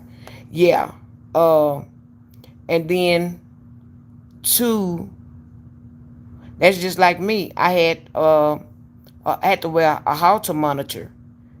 And the bad thing or the sad thing or the depressing thing about that is I can't go too far unless they know where I am. And I would have liked, as long as I've been in the hospital, I would have liked to go like to the first floor, to look out the window, just to sit in the big window and just see people pass. I like to people watch too. that take your mind off of being in the hospital and boost your spirits up and stuff like that. So I couldn't leave off the floor. So that was a downer for me, because had I been able to leave off the floor, they would have did, like, one time I was in one hospital and my mom was in at the same time, and I would go visit her at the same time every day, and we would watch a couple of soap operas together. And when a doctor was looking for me, child, they had then paged me overhead. And how I knew they, I didn't hear, and I thought I heard it. My mama's neighbor was just leaving, and she was, when she was going out the door, she heard my name, and she said she heard it. They said it twice. So she called up to my mama's room, and I answered. She said, "Did you hear that they were paging you on overhead?" I said, "It was paging me." She said, "Yeah, I heard it when I was going out the door." So I called the operator, and sure enough, it was me they was looking for. They said the doctor is at my room and they want me to return back. So my mama was in the north tower. I had to go all the way to the south tower, and I was on a knee walker. So all you seen was a woman on a knee walker flying with a caftan on, trying to get back to her room. So yeah, uh, that's what I'm saying. I was way on somewhere else. But the nurses and stuff knew where my mom's room was, and I would tell them, "I'm going to visit my mom. She's in such and such room north." They knew where I was, but why? Maybe they had gotten up or whatever. But the doctor wanted me paged to come back to my room so she could talk to me about something. So I did that. But yeah, certain things prevent you from moving around, and I hate that when you're in the hospital. But like I said, if you ever have a minister or a pastor come and pray for you, or be some spiritual people, they can lead some prayers and whatever. Yeah, I would take that privilege all the time. So yeah, I would do that. But yeah, it's just different things. I do have therapy. I should have physical therapy for the rest of the week. I forgot, y'all, or I didn't even think or remember that this weekend was Memorial Day weekend. I'm thinking we had another week, and I'm used to, well, Memorial Day come the same day every year. It's just a different date. And I guess because this is going to be my 29th year anniversary for my open heart surgery, I'm thinking it's the day I had my surgery, May 31st, 1997. I'm thinking it's the 31st, but it's not. Monday is what, the 25th? And the doctor was going to do it that day, and I told him no, he wasn't, because he was going to be fishing or somewhere, and he'd have me waiting on that operating table for him. I say, no, you can do it that Tuesday. I mean, I argued him down. He say, no, I'm going to do it tomorrow, Monday. I said, no, you're not. Yeah, I am. And he looked at me and say, yeah, why I can't do it Monday? I said, because Monday is Memorial Day. You'll never have me waiting on the operating table and you out somewhere fishing or barbecuing for Memorial Day. And he laughed so hard. I said, yeah, you ain't going to have me waiting on you. I said, we can do it Tuesday. I'll wait. I'll wait. Like it goes like that, and it don't go like that. You gotta go when they say. But I know I wasn't going that Monday Memorial Day, and that was a bad thing, because it was Memorial Day, and all I could think about was sinking my teeth in some good old ribs, and some potato salad, and some beans with some pickles, ooh, and some sauce. Lord have mercy. Couldn't have none of that. Was on a special diet, and then of course the night before, nothing to eat or drink before midnight. Boy, that's all I wanted, and that, and my mind went to that too, because my neighbor, uh, being that my mom and dad them was coming back and forth to the hospital, she was barbecuing, and she had barbecued extras so that my parents would have food, and for them to bring me a plate. They bought me a plate, all right. Couldn't eat nothing. And she made good pound cake. Couldn't have nothing. Lord, I was sick. Couldn't have none of that good old food. So I was hoping that I get some barbecue this weekend, but unfortunately today they had brisket on the menu. Not ready yet. Do you want me to come back? Oh, you want to do that? Yes. I'll put it on hold. Y'all hold on. You want the chachadon now or Mm-mm. not I'm yet? too early to go to sleep. Okay. Y'all hold on. And your lantus?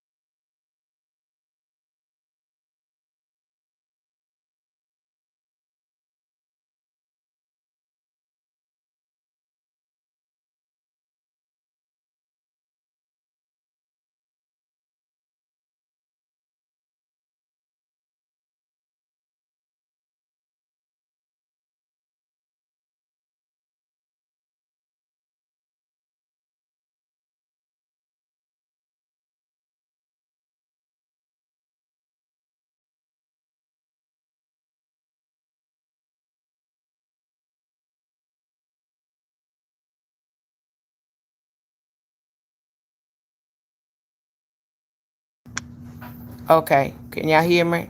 I don't look like I'm on mute. I'm back on here. I had to get the last dose of my medication. But again, anybody that's new to my channel and you're new in my channel, please hit the like button, which is the thumbs up button, and also consider subscribing to my channel, becoming a new subscriber.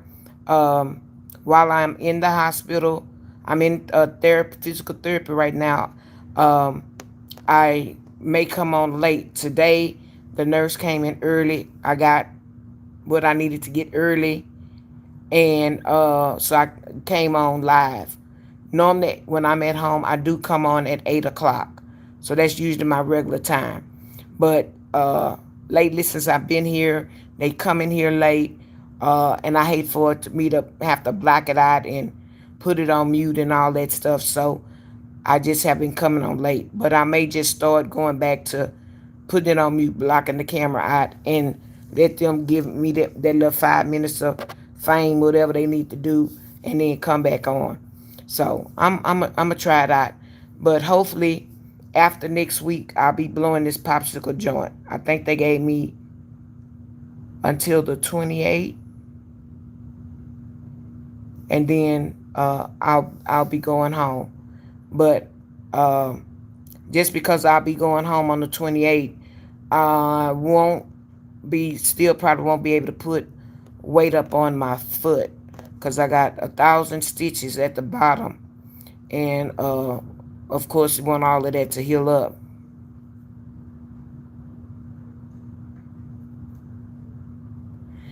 Z Top, don't come over here with that food stamp stuff in my chat. Don't come over here with that, please, because I take that as racial statements or derogatory statements. Um, you coming into my house, please speak if you want to be over here, or don't come at all. Everybody is welcome. Everybody is welcome to drop down and engage in the conversations. But all that derogatory, negative stuff and bullying is not tolerated over here. And I do have a moderator in here, and she gonna zap your butt out of here.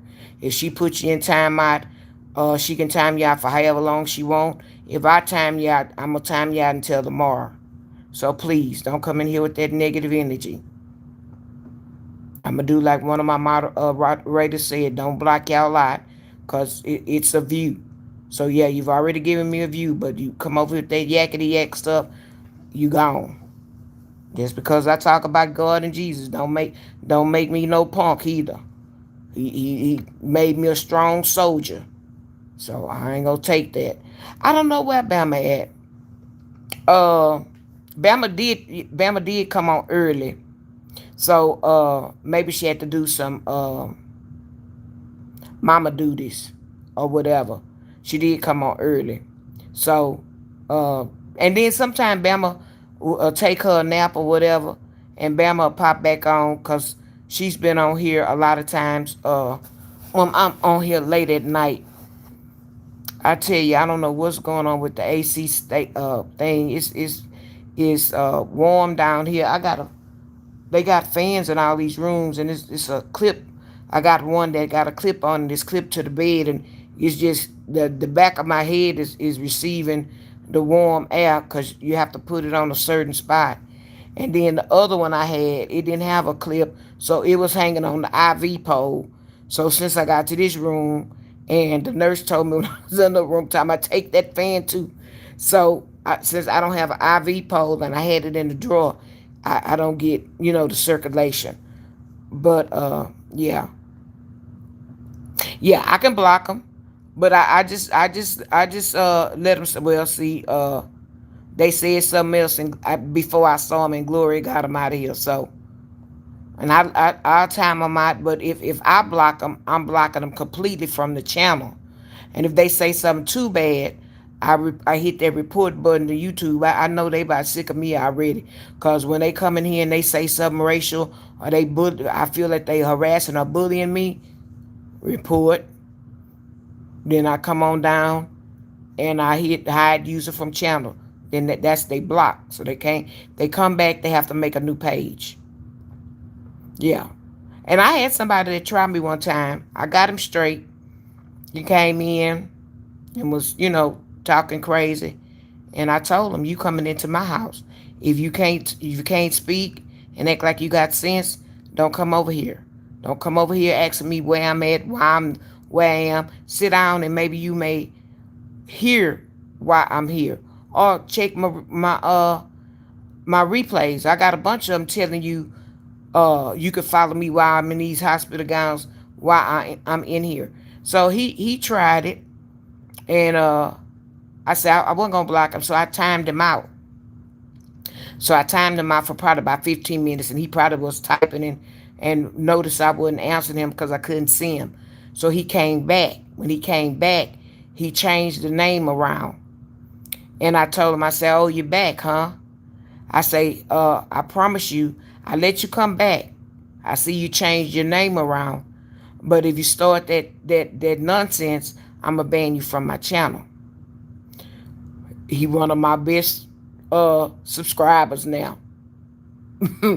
He say, uh, it was uh almost kind of like an insult, and he kept putting little things adding to the insult. And I told him, I said, I see what you're doing, because I stopped reading it.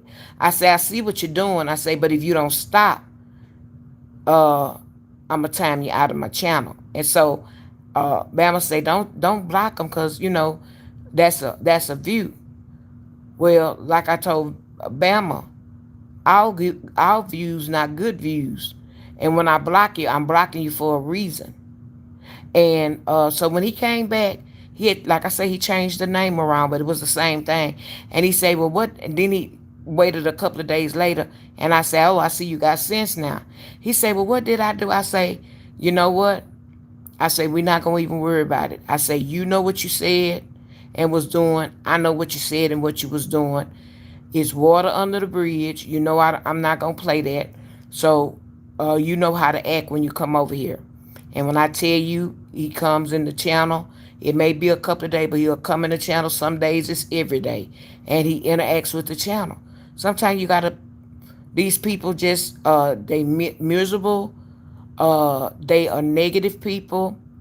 And they just like to, bully or mess with people. And that's not going to fly with me.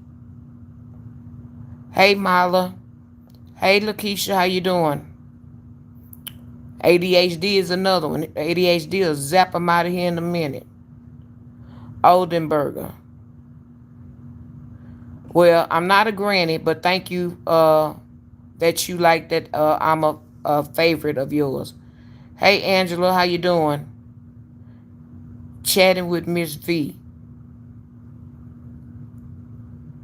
You look like the same Miss V. How are you doing? If you are, I have missed. If you are the same Miss V, I missed you off this channel. Thank you for praying for me and getting well. If you are back, I thank you. Yeah. So, uh, like I say, I like to say I solve problems over here. We get into conversations, grown folk conversations. We laugh. I laugh, and I just want I feel I'm a people person because I talk a lot. And when my dad was here Sunday, I said something to him. I say, yeah. I say we got the gift of gab. And I say, oh, I was asking him. I say, did you staff the church today? Cause he every Sunday gonna staff the church. He gonna uh, talk with the people, and he gonna stay extra. Okay, he go in the fellowship hall and drink coffee, and they may be in there for an hour. Everybody been left, and him and a few men is still in there talking. So I say, you got the gift for the gab because he don't meet a stranger. I say, you don't meet a stranger. And I say, I do too. I don't meet a stranger. But my brother, he ain't doing all this talking at all. He's a nice person. He ain't doing all that. He ain't. My mama did a lot of talking because she was in direct sales. And of course she talked a lot to sell her products and make her money. But after that, I wouldn't say she's a real talker. She got along with people, but she was a people person, but she wasn't a talker. Me, I could just talk and talk and talk. Got something to talk about? We gonna talk. Just like now. I'm in the bed. They didn't work the devil out of me too much today. So I'll start it again tomorrow. But uh, people in here would say, you need to get some rest. I say, I don't know if you ever been in the hospital, but you don't get no rest in the hospital. You don't get no rest. By the time, like the nurse came in here, she was waiting to give me some more medicine at a certain time. So she came in here the first time, and I was on here. So she came in here just now. I say, you waiting on me? She say, yeah. I was trying to wait. I say, no. I say, I'll just put them, black out lot and stuff. I say, because I'm on here, and I'm not going to, I'm not ready to get off. And so I say, you should have interrupted me. She say, well, no, I didn't want to interrupt you. I say, yeah. But yeah, so that's just different things that happen. I'd like to talk. And just different people that come on here. Some of them that come on here just like to listen. Oh, TTR life. Um, Whenever you come because everybody. I hope it ain't buffering. I hope y'all can hear me and see me. Everybody don't come every day. If this is I'm your pastime. If you can't sleep, or if you want to listen to me before you go to sleep, or you might be at work. A lot of people be having me in their earphones at work. So I appreciate whenever you or anybody can come on. Normally, yeah, I be on this time, or I just be getting on, but I've been on here since earlier, like one of my old times. So whenever you come on, just make sure you hit the like button. I'm appreciative. You need to make a small meal and go to bed. Okay, enjoy your meal. Many blessings to you, and I'll see you later. No, Angela, no rest at all. They coming in here constantly checking blood pressure, temperature, and what is it? Temperature, blood pressure, and your pulse. They coming in here. It look like every hour, but I guess it's not every hour. Every so often, so many hours. Then if the nurse gotta come in here and give you some medicine, then your doctor's coming in here to visit. I had a new doctor today. Uh, Thank you, sir. But when I get out of here, I'm not going to see no new doctors. I'm sorry. You left your little card. Thank you. I'll put it in my wallet in case they ever need you. Then I may come and see you. But they put that consult on me for somebody to come and see me, and they didn't come. Actually, they sent their assistant. So since you too good to come and your assistant have to come to see me the first visit, well, I won't be no new patient. I'm not gonna be one anyway, cause I ain't gone. Whatever my PCP primary care can't handle. Yeah, soon as you come, they want to check a vital. Do you know one time, hey Sandy, one time I was in the hospital. They come at 4 o'clock in the morning with that rolling scale and wanted the tech wanted me to step up on the scale. I say, I weighed the same I did yesterday. I say, you mean to tell me it's 4 o'clock in the morning and you expect me to get out this bed with these IVs and all that and get up on the scale so that you can see how much I weigh? Well, it wasn't her, but I was talking to her. I said, boo, you can roll that scale right on back out of here. I am not getting out of the bed. They they they have crazy things set up for these techs and people to do. 3 o'clock in the morning, blood draw. And if I get the same one, like I had the same one drawing blood, and she wanted to come right here. Every time she would come in, she act like she trying to find somewhere. She wasn't looking. She knew where she was going. And like for 3 nights in a row, she got me there. And I say, you know what? She come draw blood the next night. I'm gonna tell her no, find another spot because it looked like I got like a little scab or something right there. You done stuck me too many times right there. But up here, it ain't that much fat. It ain't that much skin. That hurt when they draw blood from up here. Around your knuckles and all of that. That hurt. Get me where I got some meat at. Get me back there, up there, whatever. Get them parts. Look for some veins up there. That's what y'all supposed to be doing anyway. Or in the bend of your arm. They like to go there too. Yeah. So, yeah, you don't get no rest up in here, child. My mama used to say, ooh, I'm so tired, I'm going to check in the hospital so I can get me some rest. Until I told her, I said, Mom, you don't get no rest in the hospital. Oh, yeah, I know I'll be able to get me some rest. I said, Mom, you don't get no rest in the hospital. When she had that stroke, and they kept coming in there, she said, baby, you right. You don't get no rest in the hospital. I couldn't wait to get home to get in my bed. I said, yep.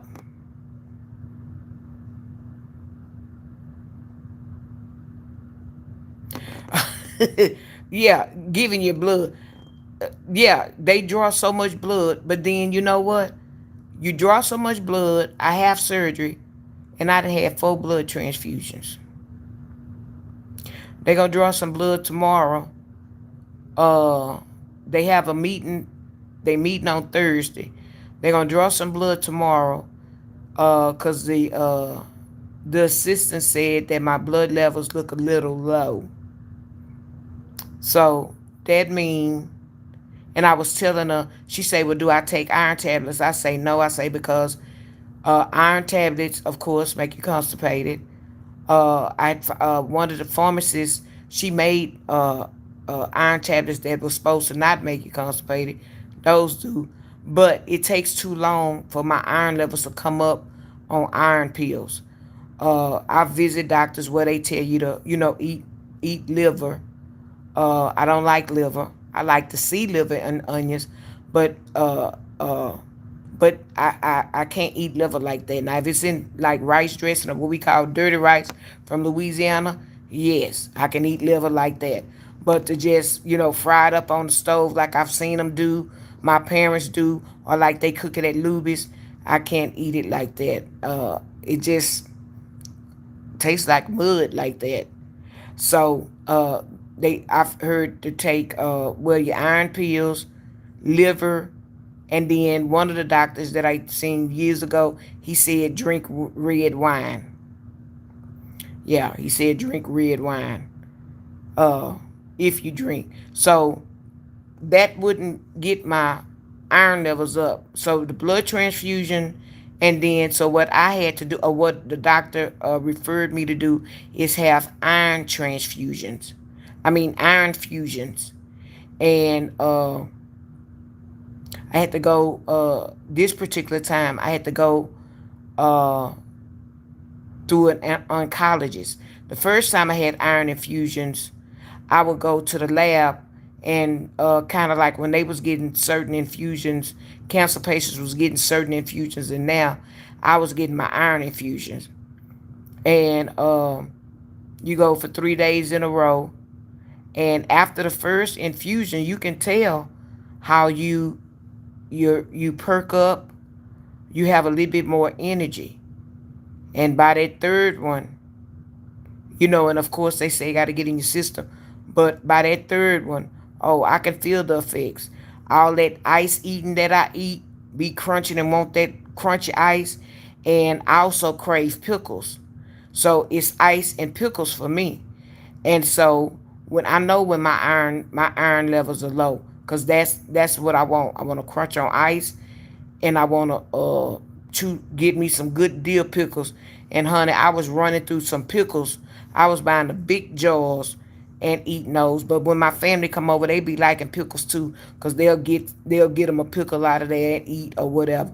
But I was buying the big jars until I looked at those particular big jars was ripping me off.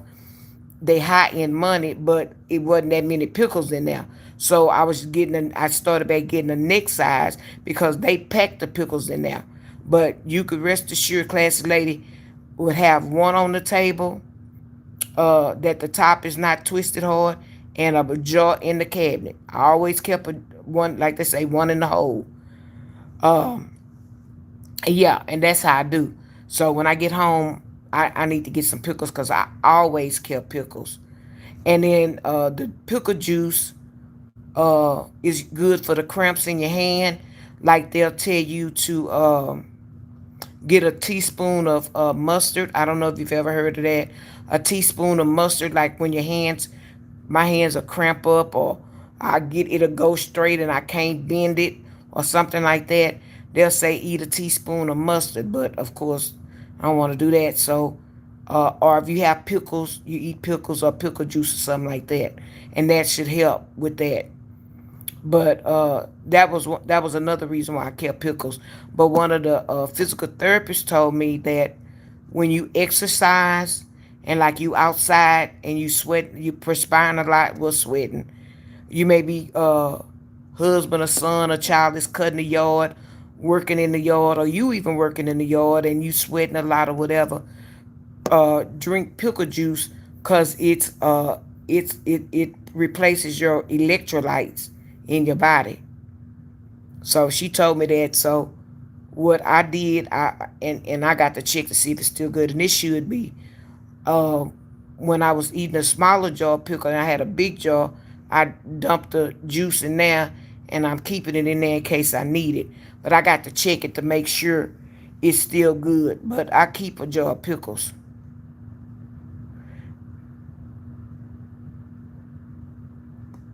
Hey, is it kite me? Hello.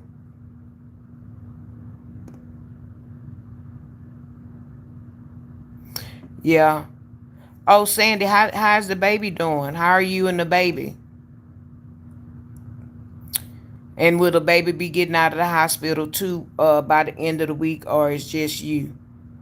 I told you when you get home, you better get you some rest, cause when that baby get home, you ain't gonna get you. Yeah, no rest for the weary.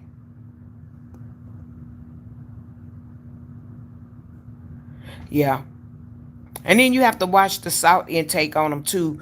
The people that retain salt and stuff, or blood pressure or whatever.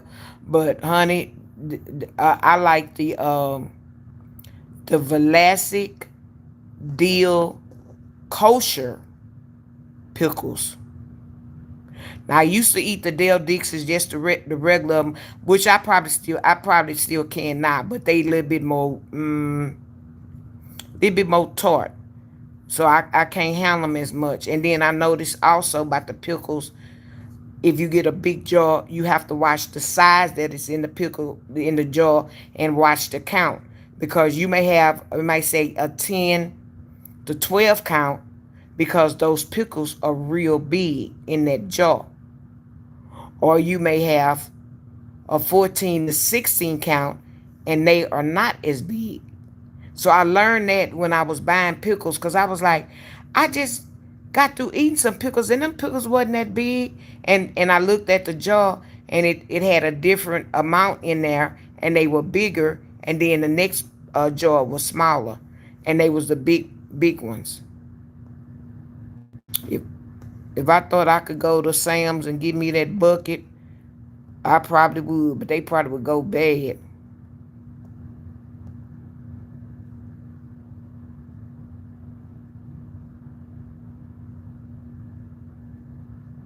Okay, yeah, we praying for you, so for both of y'all to be released at the end of the week. Um,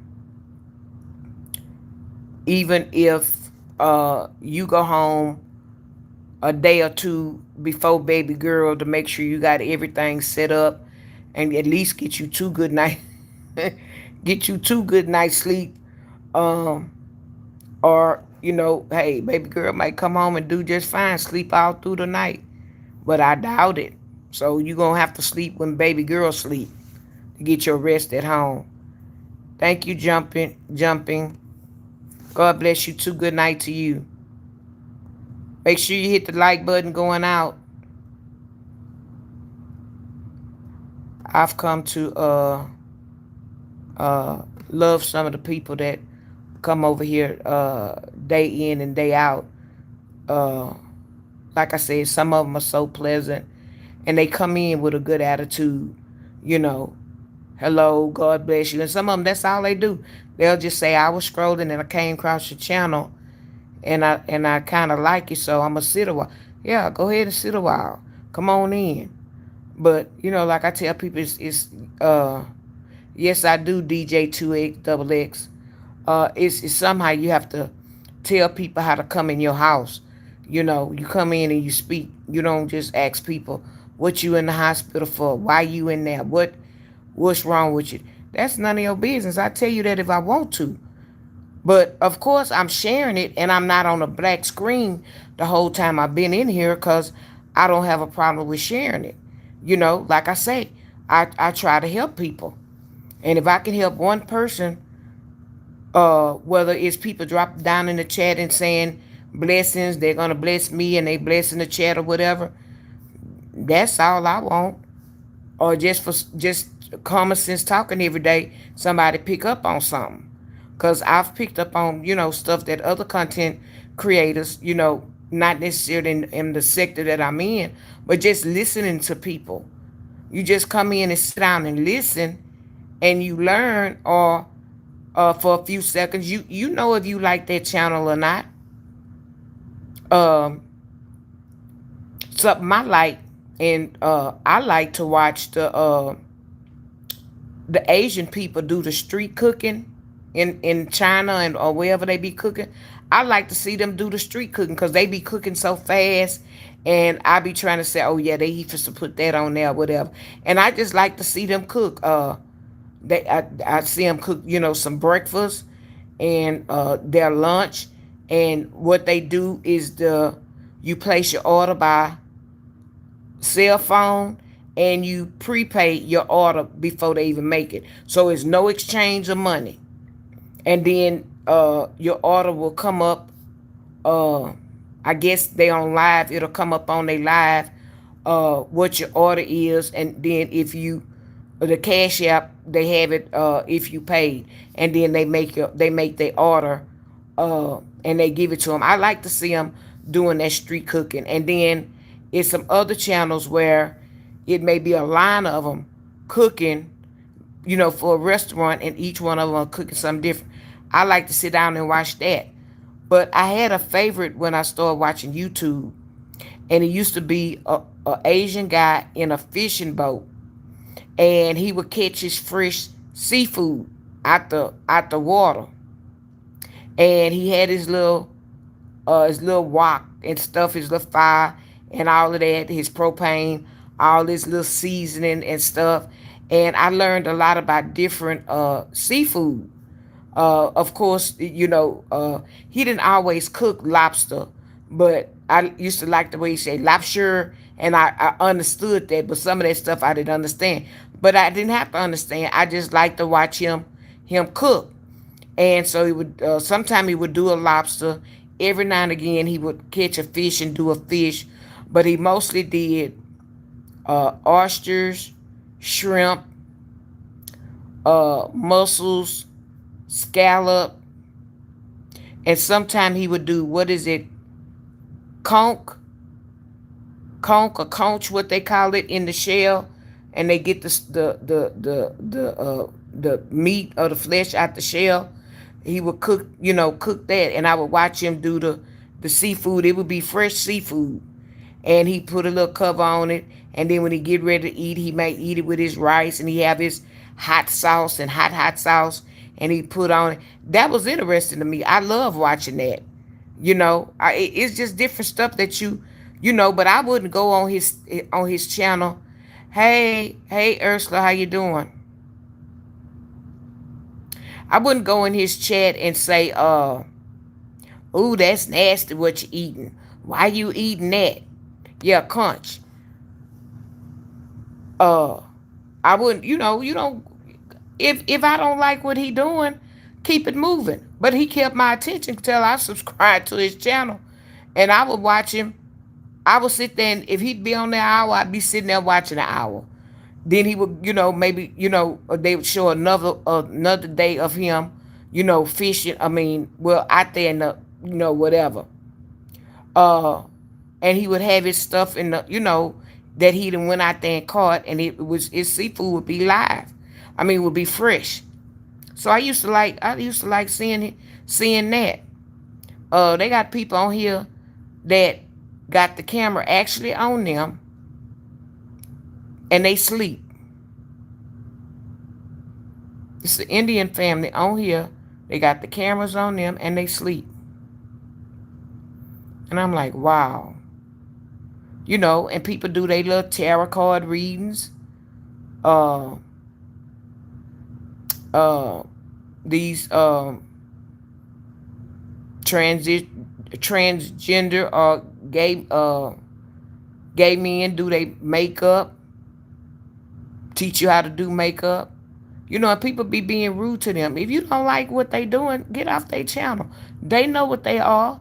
They proud of what they are. They satisfied with their sexuality, and so they don't need you to tell them nothing. Sit down, watch them put on the makeup, cause some of them can really do some makeup. Some of them be really ugly, but some of them can really do some makeup and do a whole transformation. It's up to you what you choose to watch or you choose to indulge in.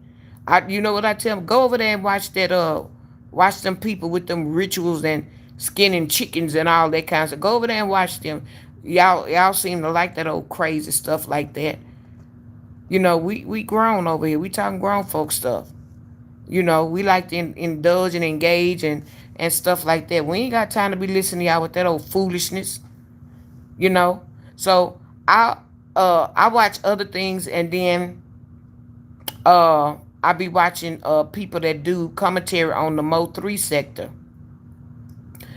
Mo3 was this rapper that was gunned down in Dallas. I think it's been 5 years ago on the freeway. There's so many people involved in that, and his trial, they had put his trial off. It's coming up in August. The people that's close to him can't wait, and I just started learning about him last year, and stuff. Following this with two guys, but one of them I follow him a lot, and he talks about him and stuff like that, and be having some good information, and it's interesting. It's like reading a book, the way they be telling stuff, and they get uh, some of the people that so say involved, and they can get them on the phone. They got one guy locked up in jail, and you put money on his books or whatever, and he you take the collect call, he'll call you, and they have him on live interviewing them and stuff. And so I can't wait till that trial come. Also, then there's one guy that he followed the what is it, Kanika Jenkins, the young lady that was locked in the freezer. She went to a party and she walked into the freezer and got locked in there. Um, they were saying that was a hey Valentine baby, how you doing? That was a play. Supposed to be the mom was involved, other people were involved, and is that so say allegedly wanted some body parts. So that stuff was kind of going on around there. The hotel they was at was some spooky stuff going on, some spooky stuff going on there. I guess they was allowing these teenagers or young adults to have parties, or they was known for that place to have parties. But her case and what happened to her, it made national TV because you could see her staggering in there and going in there, and the door locked behind her, and she, froze to death because nobody could hear her or whatever. But it was supposed to be some stuff behind that more than just that.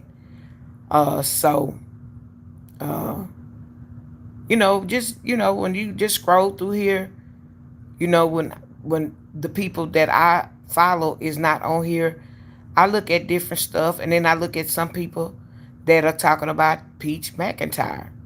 Peach McIntyre is a big social media influencer. Uh, that girl does some strange things. Like they say, some strange things for a piece of change. Some strange things.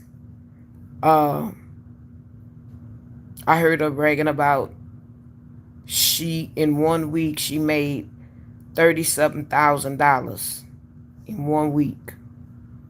You know what I can do with that in a month or in a week? What I could do with that? If you made 33 or 35,000, can you imagine what I could take 3,000 of that and do with it? Take care of my home, and still could put some in the savings off of that, and that other 30 would be in the bank. Make that kind of money. You just think if you made $30,000 a week, how much you'd have made in a month. And you have different platforms that you have hundreds of thousands of people. So you getting paid the money. But like I say, what do you have to show for it? Nothing. Maybe a couple of bonnets like this, and I don't even think her bonnets got this stuff on it. She just got some bonnets. Might even have some glasses from the TikTok shop. That's where I got these from. I've been planning on ordering me another set of glasses just to have them. But don't own nothing. Don't own a own home. I mean, with that kind of money, you can buy some property and a home cash. You, even if it take you a year or two to get your home built, you can custom build your house. As many bedrooms as you want. You got 9 kids. So not saying you have 9 rooms, but I would at least have 5 and maybe 1 or 2 as a guest room or something like that. Or either 6 and 1 or 2, one as a guest room. You can get as many as you want. But I look at that and some people, and they don't own nothing. They steady, every time you look around, they got a new, well, they may start off with a new car, but a different car. You know, they robbing Peter to pay Paul. They know how to, child, when she buy, probably by the time she buy a house, I'll be through paying for my house. That's how much I don't believe in that. I'm talking about buying a house and don't owe nobody on the house. I owe. It's my, I'm buying it, but I owe. So mine is a difference. I want to see her. In order for her to buy a house, she gonna have to be in a have like I said, a 5 or 6 bedroom house. You got 9 kids, and you're probably gonna be in a deed restricted area. Even though you got a big house, you may have some property. You still have to follow guidelines unless you buy your own property out somewhere and put you, like they say, a chicken or a duck, like you raising some animals to get some kind of tax deduction. But buy your own property, have your home built on that, and that way you don't have to. You can get you a big old fence around your property, basketball court, like these stores do. Like these stores do. Get you a house like that. Boosie got a house, but he got a house in front and he got uh another house in the back that I think uh the is the family house in the front with the kids and all that. But his other house is with his girl, and probably for the new baby. But before he had the girl and the new baby, that was gonna be his own little house where y'all don't come over there bother me unless you calling me or get on the golf cart or the car and drive to me. That ain't gonna be no place for everybody to just hang out all the time. The big house in the front, that's what that's gonna be used for. But people pass by his house all the time. It's gated, and they come in his get in his driveway, but he don't. He know people do that, so he don't be get away out of my driveway. He got his dogs out there. He got his security. Now, if you climb over the fence or you own the fence, that's a different story. But when the people be out there and holding signs up and honking, uh, sometimes the security will come to the gate and talk to them and stuff like that. But they, and may say, okay, y'all done been here long enough. Y'all need to move on. Something like that. But they're not mean to them. But yeah, when she buy a house, I'm going to be through paying for mine. She bought that husband a truck, cash. You don't see them children riding in that truck. Well, we don't see nobody riding in it, but we know he got it. His women ride in it, but them children don't ride in it. And I don't ever see her say, they may go somewhere together, but maybe she ride in it then. But them cheering. You think gonna let them cheering in his truck? Ain't riding around with all them with the car seats he can get in there. He can't get no more than 3 in there, cause the truck have maybe extended the back seat to it if she bought one like that. So that's uh a 304 monger truck, a whole monger truck. That's what she fooled around and bought, a whole monger truck. So now, but I follow the people that not just one person, but it's another young lady that I subscribe to, and I like the way she give her commentary. I sit down and I be listening to her sometime, and then sometime I don't want to hear nothing about her, cause too much ignorant stuff. After listening to somebody just being plain ignorant and dumb, I lose interest in listening to hearing about them. You know, hey Jay Bush, how you doing? How your day was? Hope you had a good day today. So get tired of hearing them crazy people doing crazy stuff and not trying to do some. Now you selling a bunch of classes. Uh, and people might might see and they might not. It's gonna be something coming up anytime they need some money. Her and that L.A. girl come up with some quick money schemes, and y'all make all this money, but yet and still, when you click on their page, they got their Zelle, they got their and Zelle and their Cash App and Venmo. That's so you can send them money real quick. That's the first thing you see. You making thousands and $1,000. Why should a person got the Zelle and Venmo you some money right quick so you can keep money in your pocket? That's because you can't keep money. You doing something with that money you don't have no business. It's either going up your nose, through your mouth, in the casino, paying a man or a woman. You doing something with all that money because there's no reason why you shouldn't own something and have a stable place to stay. And your kids should be, dressed real nice. I'm sorry, they don't have to be in designer clothes, but just a little the two piece clothes pant short set is cute. They ain't, like I said, they ain't gotta be expensive. I done seen some cute stuff even in Family Dollar. Some I don't know if they carry a lot of kids clothes anymore.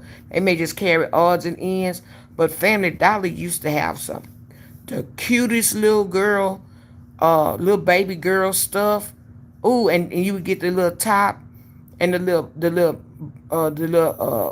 what you call them, the little pants to go with it with the elastic in them. Oh, they would be so pretty. The spring colors and the little boys with the little shorts, the shirt, the little matching shirt may have a dog and some children on it, and the little shorts to match. Them little sets used to be $5, but I don't think Family Dollar carry those clothes like that anymore. But Family Dollar was heavy in that, and Dollar General. I had gotten a couple of summer dresses myself out of there. Shoot, I went one day and they had a nice like long dress, a maxi dress, but it was a short sleeve and stuff. I got home and tried that dress on. That dress fit good. Shoot, classy lady went back there and I went back there and they had like a blue, a red, and a black one. I went get all colors, all three colors, cause I like the way they fit. So, you know, when I find stuff like that, I would buy that. And it was, I think the dresses were no more than about $12 or something. I was like, at Family Dollar, and I got these. And then you know what I did? I put a shrug on with them, and I could wear them anywhere. Put a shrug on with it. You didn't know that dress came from Family Dollar. It was $12. So sometimes it's not what you wear, it's how you wear it. Ooh, you had some tacos. Did you home make the tacos, Jay, or you bought them? Because I think homemade tacos are the best.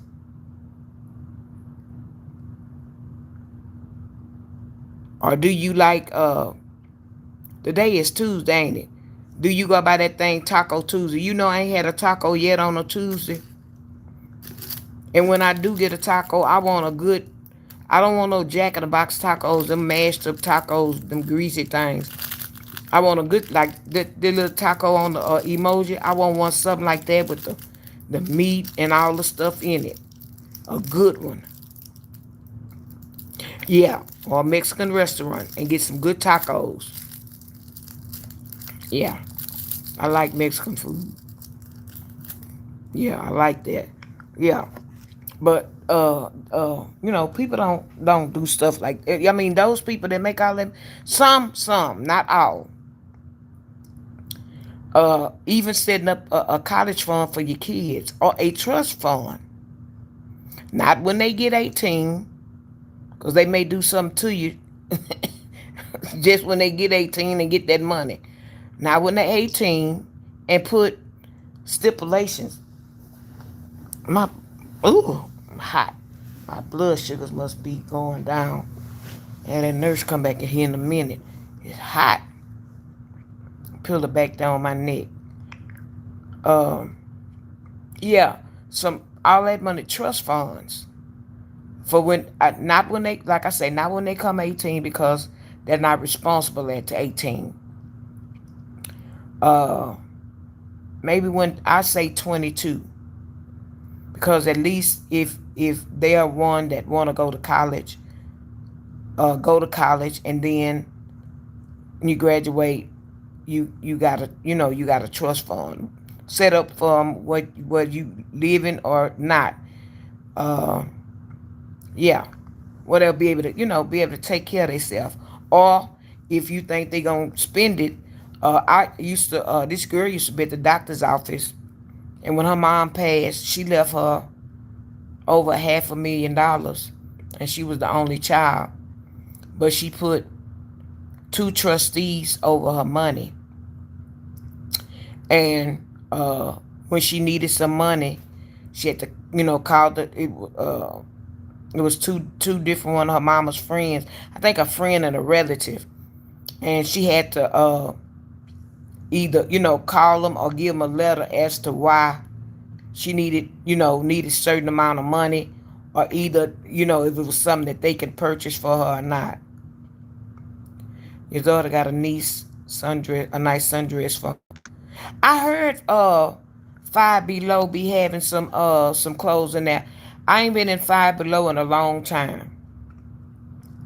I heard they be having some good things, some different odds and ends uh at Five Below. Oh, in Cali every day is taco day.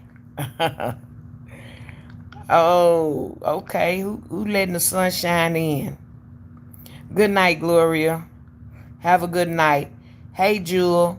Thank you for the sunshine balloon. That is so cute. It stayed up there for a couple of seconds and put the shades on, took them off. That was real cute. They put some different gifts up there. I don't know how often they change them, but I know, Mother's Day they had certain ones, and they may even have. I haven't looked on there. They may even have some for grads. It's time for me to reload my little gift thing, so I can, people that have channels, I support them too. Thank you for the blessings. I accept it. Anything positive, I love it. Thank you. And I'm gonna put a heart on that sun balloon. Thank you, Sharon, for the Sunday again. Y'all in the chat, y'all put a heart on these gifts that are at the bottom. Let the people know y'all see them giving them gifts, and y'all follow suit. That would be greatly appreciated. That's one of the things that YouTube provides, um, is the super gift. I call them the super gifts. Uh, you can purchase them. Go up there, purchase how much you want, and all the little emojis you can give, whatever, whichever one you want, and send it to a content creator while you're watching them. So I'm grateful for those, and those that I get. I get all kind. I appreciate all kind, and then I've gotten some I didn't even know they was in there. So yeah, and I encourage anybody that's new over here, you watching, to become a subscriber by hitting the notification bell. You would be notified when I come on, and by hitting the thumbs up button, that let other people know. If you're on here and you hit the thumbs up, that let other people know that I'm on, and it'll draw my audience in. And the same, vice versa. You don't know I'm on, they hit the like button, you scrolling, and you'll see. You'll see. And then I do have memberships, that the memberships are from Lit Up in Green, and those are people who are dedicated and really support the channel by buying a subscription. I have three levels: the Just Classy, which is $1.99. I have Classy Ladies and Gents, which are $2.99, and the Classy Elites, $3.99. Whichever one you choose to join, that's up to you. Uh, I'm not gonna say I'm begging, but it's kind of like beggars can't be choosy. I'm putting it out there, so I can't be choosy on what you choose to give. I can only ask and put it out there. Hey Kendra, how you doing tonight? Girl, I told you. Get to that Nassau, Bahamas one day. Get to one of them Bahamas, one of them ports out there. Like I told you, if I take a cruise ship, the ship that leaves from here, it's a 7 day, and it does stop at the Bahamas.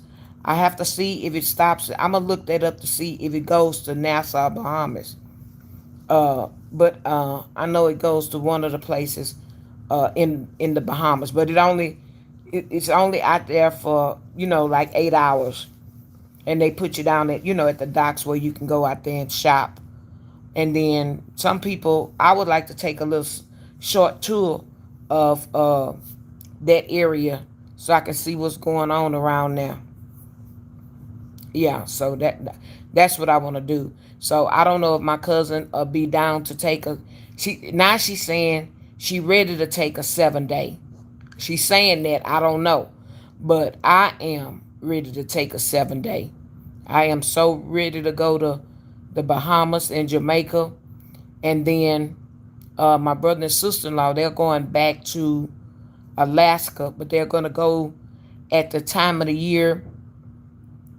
They say when the ice glaciers are starting to melt and fall into the water and fall into the sea, I mean into the ocean, they're going because you can actually, the ship or whatever they're on, actually they're on it and they can see that happening. If it happens to melt and fall down, and so that's what they want to go back to see. And then plus when my sister-in-law went, she booked them on a excursion, a seafood ball. She said, my brother said, I ain't never seen a crab that big. He say, you ain't gonna find that over here. You ain't gonna even find it in Galveston, in the Gulf where they bring all that seafood. And he say, you ain't gonna see that. He say them crab legs and stuff was so big, and they were so juicy, and I said, oh my God, stop telling me. And he said, with the butter and the stuff on there, he said, you hurt yourself because you get the crab legs, the big crab legs, you get the shrimp, uh, you get oysters, I guess, and the mussels, and I don't know, I guess, but I don't know for him to eat oysters. He might, but I know him to eat shrimp, and I know him to eat crab, and I know there ain't no crawfish out there, or even if they catch fish and put it on there. And then he said they had the corn and potatoes, and then some places get fancy and do mushrooms. I love mushrooms. I would like to try, uh, even if I did my own little boil and put some mushroom. I would like to see how the seasons would taste soaked up in the mushrooms. But then of course we do not, but they done got a creative, beyond the sausage. They doing turkey necks. So nowadays when they do a crawfish boil, they got some turkey necks. So everybody want turkey necks with their crawfish. What a combination. My mom said when they was coming up, they played with crawfish because you get it's a mud bug to get them out the ditch, and when it would rain and overflow the ditch, that's where the crawfish would come. And she said they would play with the crawfish. They didn't eat crawfish growing up. I say that's funny. I say I bet you they eat them now. They ain't playing with them. Some of them little children can eat more than an adult. That's how I learned. My godson, he was sitting down. They was eating them one day. I just seen them. I said, "What y'all eating?" They said crawfish. And I say, "How you eat that?" I said, "What it tastes like?" They say, "Well, you pinch the tail and you suck the head." Well, all of the seasons, of course. Anybody that haven't had crawfish, a lot of the season is in the head of the crawfish, and a lot of people suck the head for the juice. I don't. I just pinch the tail, peel it, put it in some kind of either butter sauce or something like that, and eat it. I make my own little sauce I like to dip mine in. But you got to eat a whole bunch of them crawfish to get full. And especially unless you got corn, potatoes, sausage, and like they do now the turkey necks. Oh, your grandpa is from Jamaica, but you never been. Girl, what you waiting on, Sharon? Girl, you should have been like they say, take me through there, take me through there. Girl, you should have been all up and through there.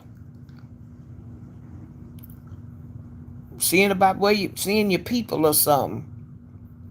Child, well, if I didn't meet my people up in there, I sure would have been.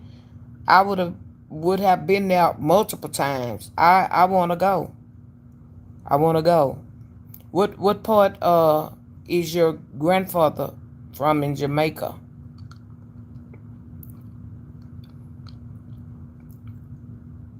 Yeah, my mom is from Louisiana.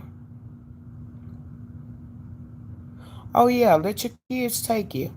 Y'all all go. What kind of dude you gonna go to Jamaica? Try to do a little family history and see. You might have some relatives still over there that's living. Uh, I don't know. They may come out and meet y'all at a restaurant or at a park or something, and just see. Shoot, you might have some rich folk, rich relatives. Girl, you better reach out to the folk. You might have some rich relatives live over there, and you don't even know. Mm-hmm. Might have a famous. Shoot. I never did my family tree, but my cousin, they did. I think they did our family tree, that ancestry. I hear about it, and on my one of my credit cards, I can get so much money cash back to do it. I guess it would be nice to look and see. Oh, Kingston. Oh, okay. Girl, you ain't been over there. You never know. Hey, Knox, it's cool. Okay, you got a flag up here. Tell me what where you from with your flag.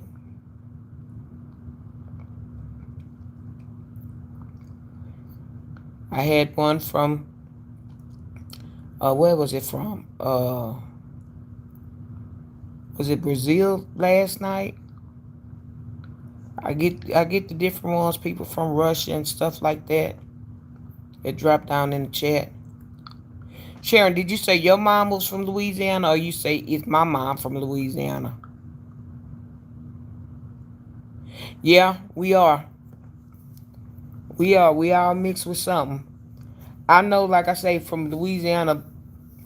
I know we have Indian in us because of the my mom did know that, my grandparents did know that, and we were supposed to, when the Indians came into their land, like where my parents are from. It was about, my lip is peeling, y'all, so excuse me.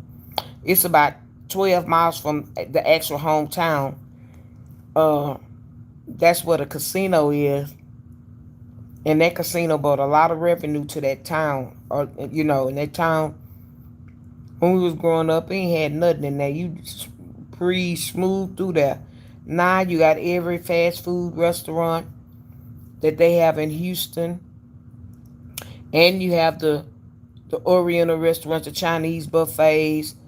You got some Mexican restaurants down there, and I'm like, who down there cooking this stuff? I know of some Asian people down there, because they'll find a place and migrate there and bring the whole family. They get money to open up restaurants and stuff. The whole family run it, and they make the money and bring more of their family to that area, because it wasn't no was strictly black and white from where my people were from. That's it. It wasn't no Asians. And then some of the guys, like men, when they go like work overseas, and when they went to the service and stuff, they made some families over there and stuff. So they make enough money to get the citizenship or whatever, and move their family here. Which, yeah, now you have more Asians and stuff here. And then they got the nail shops and stuff. But when we was growing up, yeah, I have stuff. some cousins from from New Orleans. Uh, I have some older cousins, like around my dad's age, in their 80s. They live in New Orleans. And then I have some younger cousins that they were born in New Orleans, and only one out of that family is down there. And I'm pretty sure I got more, but I don't know them. And, that's really the purpose of having family reunions, so you can meet your people and know them. Now, my dad, them, they do a reunion, but that's just with the brothers and sisters. We know all of them. I want to know, like with my daddy's last name, and his first name and last name are two last names, and those are family members. They're actually related. I want to know them folk, them people that I don't know. Uh, Last year, my dad and them went to a funeral, and it was in Beaumont. I do know I had an aunt that had moved to Beaumont, and it was one of her children had passed. And come to find out, we got cousins that are attorneys.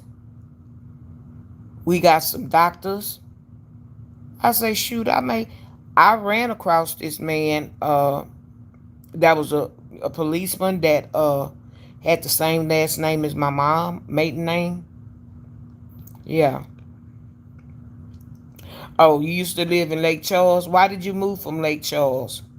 Child, well, that was a good thing to move from them casinos, because I know I'd have been pulling me a little something. Oh, yeah. Everybody, I ain't gonna say everybody, but people went different ways, but a lot of people came to Texas. I think Texas got more than any other state. And after stuff started building up or whatever, people started going back home. Some just didn't like Texas. Some say they were never going back to New Orleans. Uh, this was a better life for them. They hate they came under the circumstances that they came under, but this was a better choice, and their life is better. But some of them said, Some of them bad ones, they thought they was gonna come down here and take over, till they met up with the Harris County Sheriff's Department, the constables, DPS, and the Houston Police Department, and they know that they ain't mind throwing them in jail. So they was like, we got to get away from here. So it weeded a lot of them out. Yeah.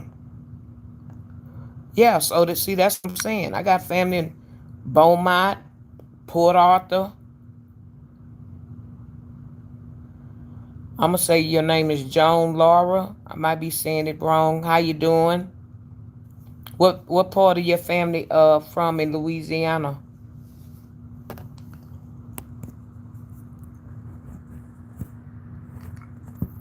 Hit the like button, and make sure you subscribe to the channel, so you can come back whenever I come back on.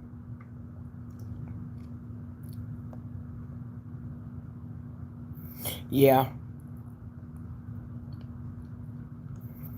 Yeah, a lot of people come out. Sometimes, people just don't like Texas, but if you like it, you like it, and if you don't, you don't. It's just, but it's a booming. Texas is a booming place, especially the larger cities like Houston, San Antonio, Dallas, Austin. Let me see. Uh, Dallas, Austin, San Antonio. Yeah, those four big major cities. And I'm trying to see. Uh, but then you have Corpus Christi and some other big cities where people go to and stuff like that. It'd be packed. Hey, Dizzle Dazzle, how you doing?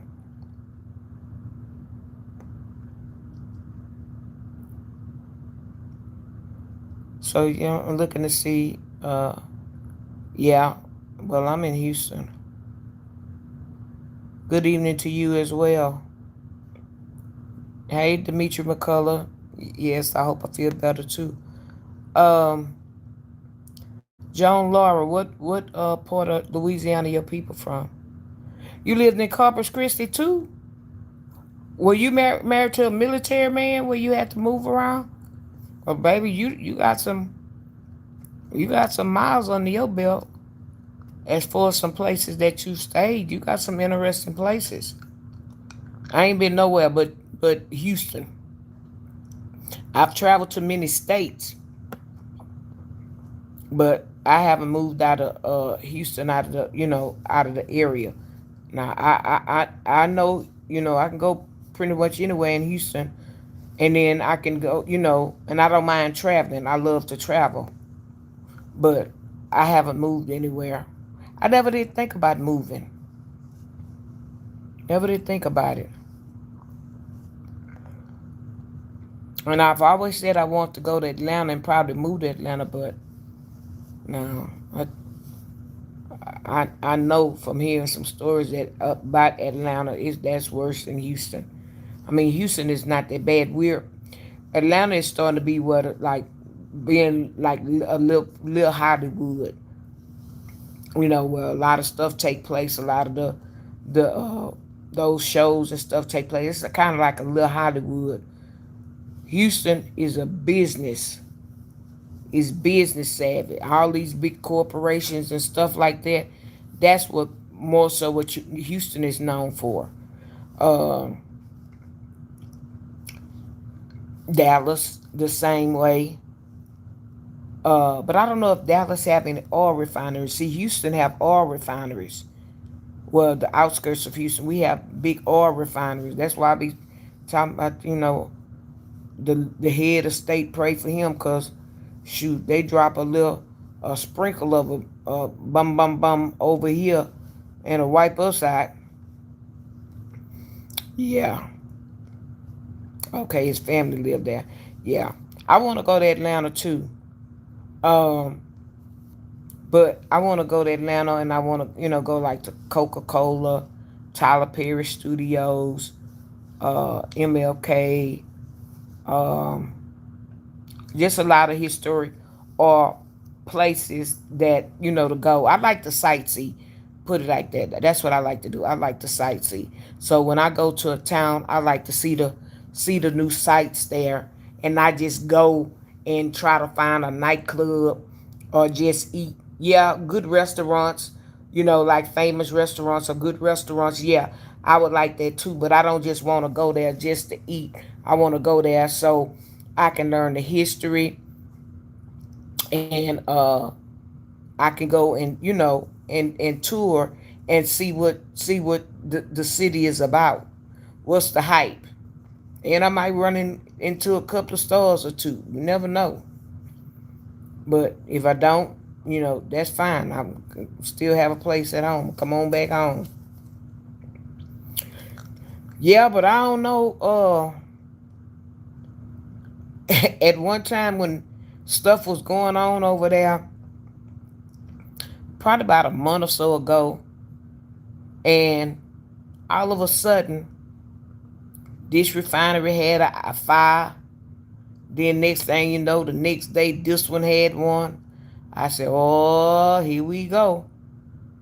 Please be careful what y'all doing over there." I say, "Cause they already got people that's here, and when they ready to become a hero or a martyr, all they do is leave a little letter, strap up, and go ahead and take care of their business. Don't have sense enough to go beyond that. And uh, yeah, people will talk about you when it's first done, but after that, they forget about you. You go down in history and may not even be in the history books.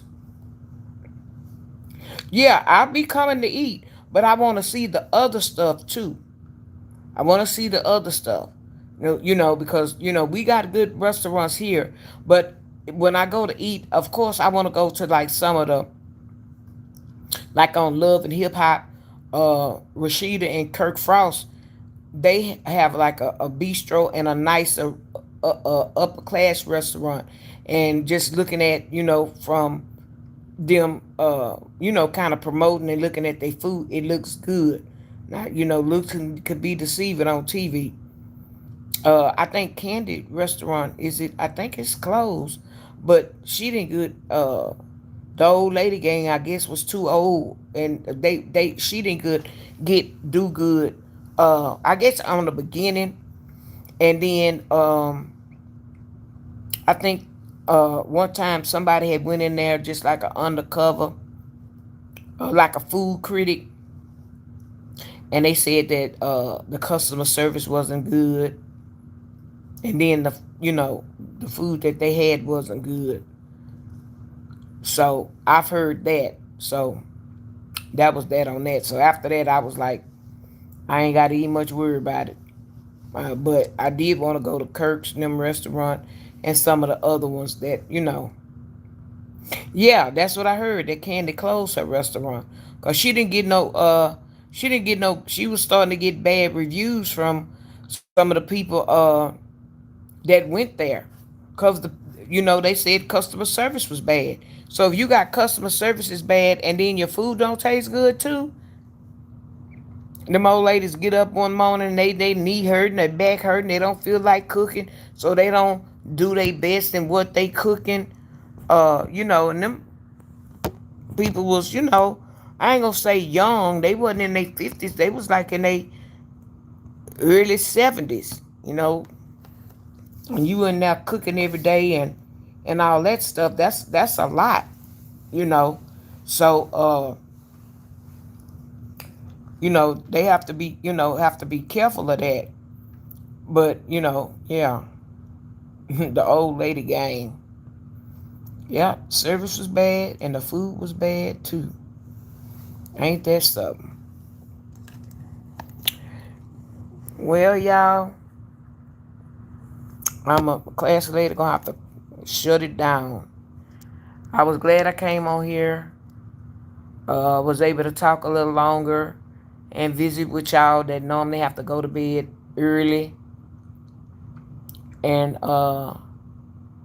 so it was good. But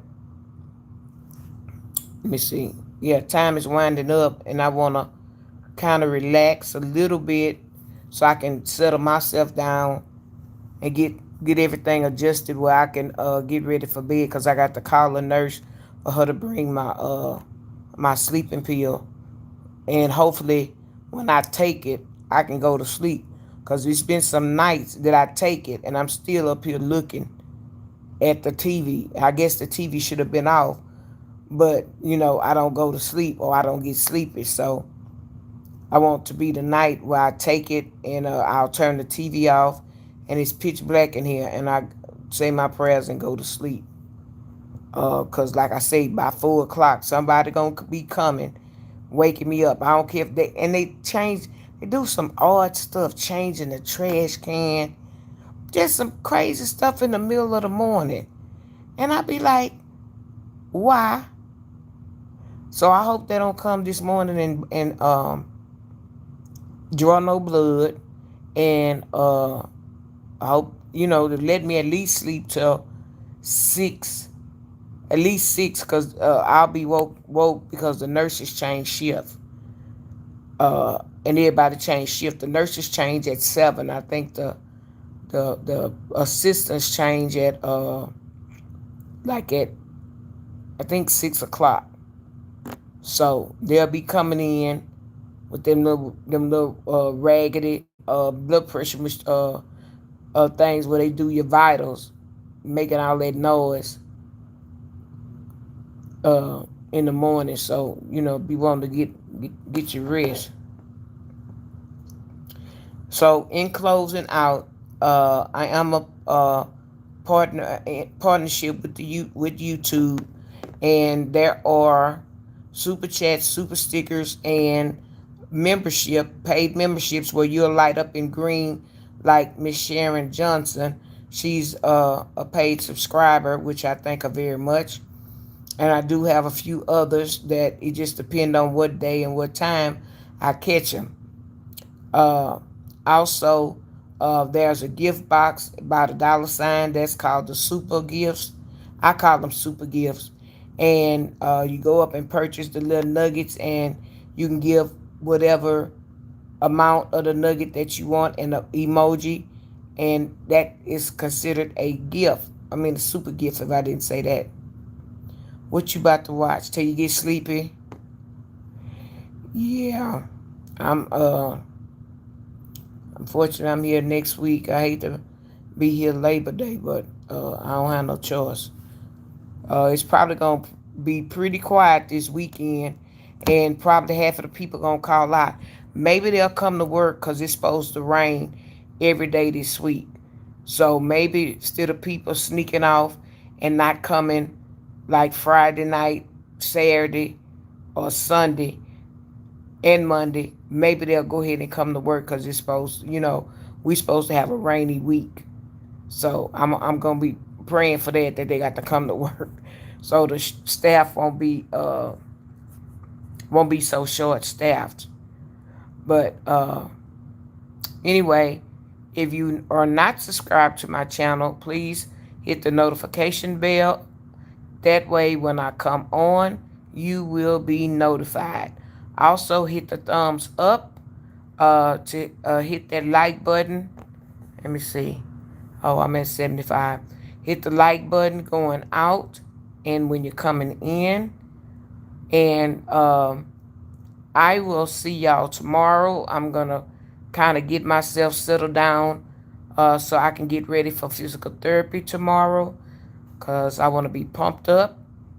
And tomorrow it is going to be a day within itself, whether I come back on early, if I have the same nurse at night tomorrow and she come get me early, then I will come on early. If not, then it'll be 10:30. So with that being said, God bless everybody. I hope everybody have a good night. Angels on everybody pillow, and classy lady, we'll see y'all later.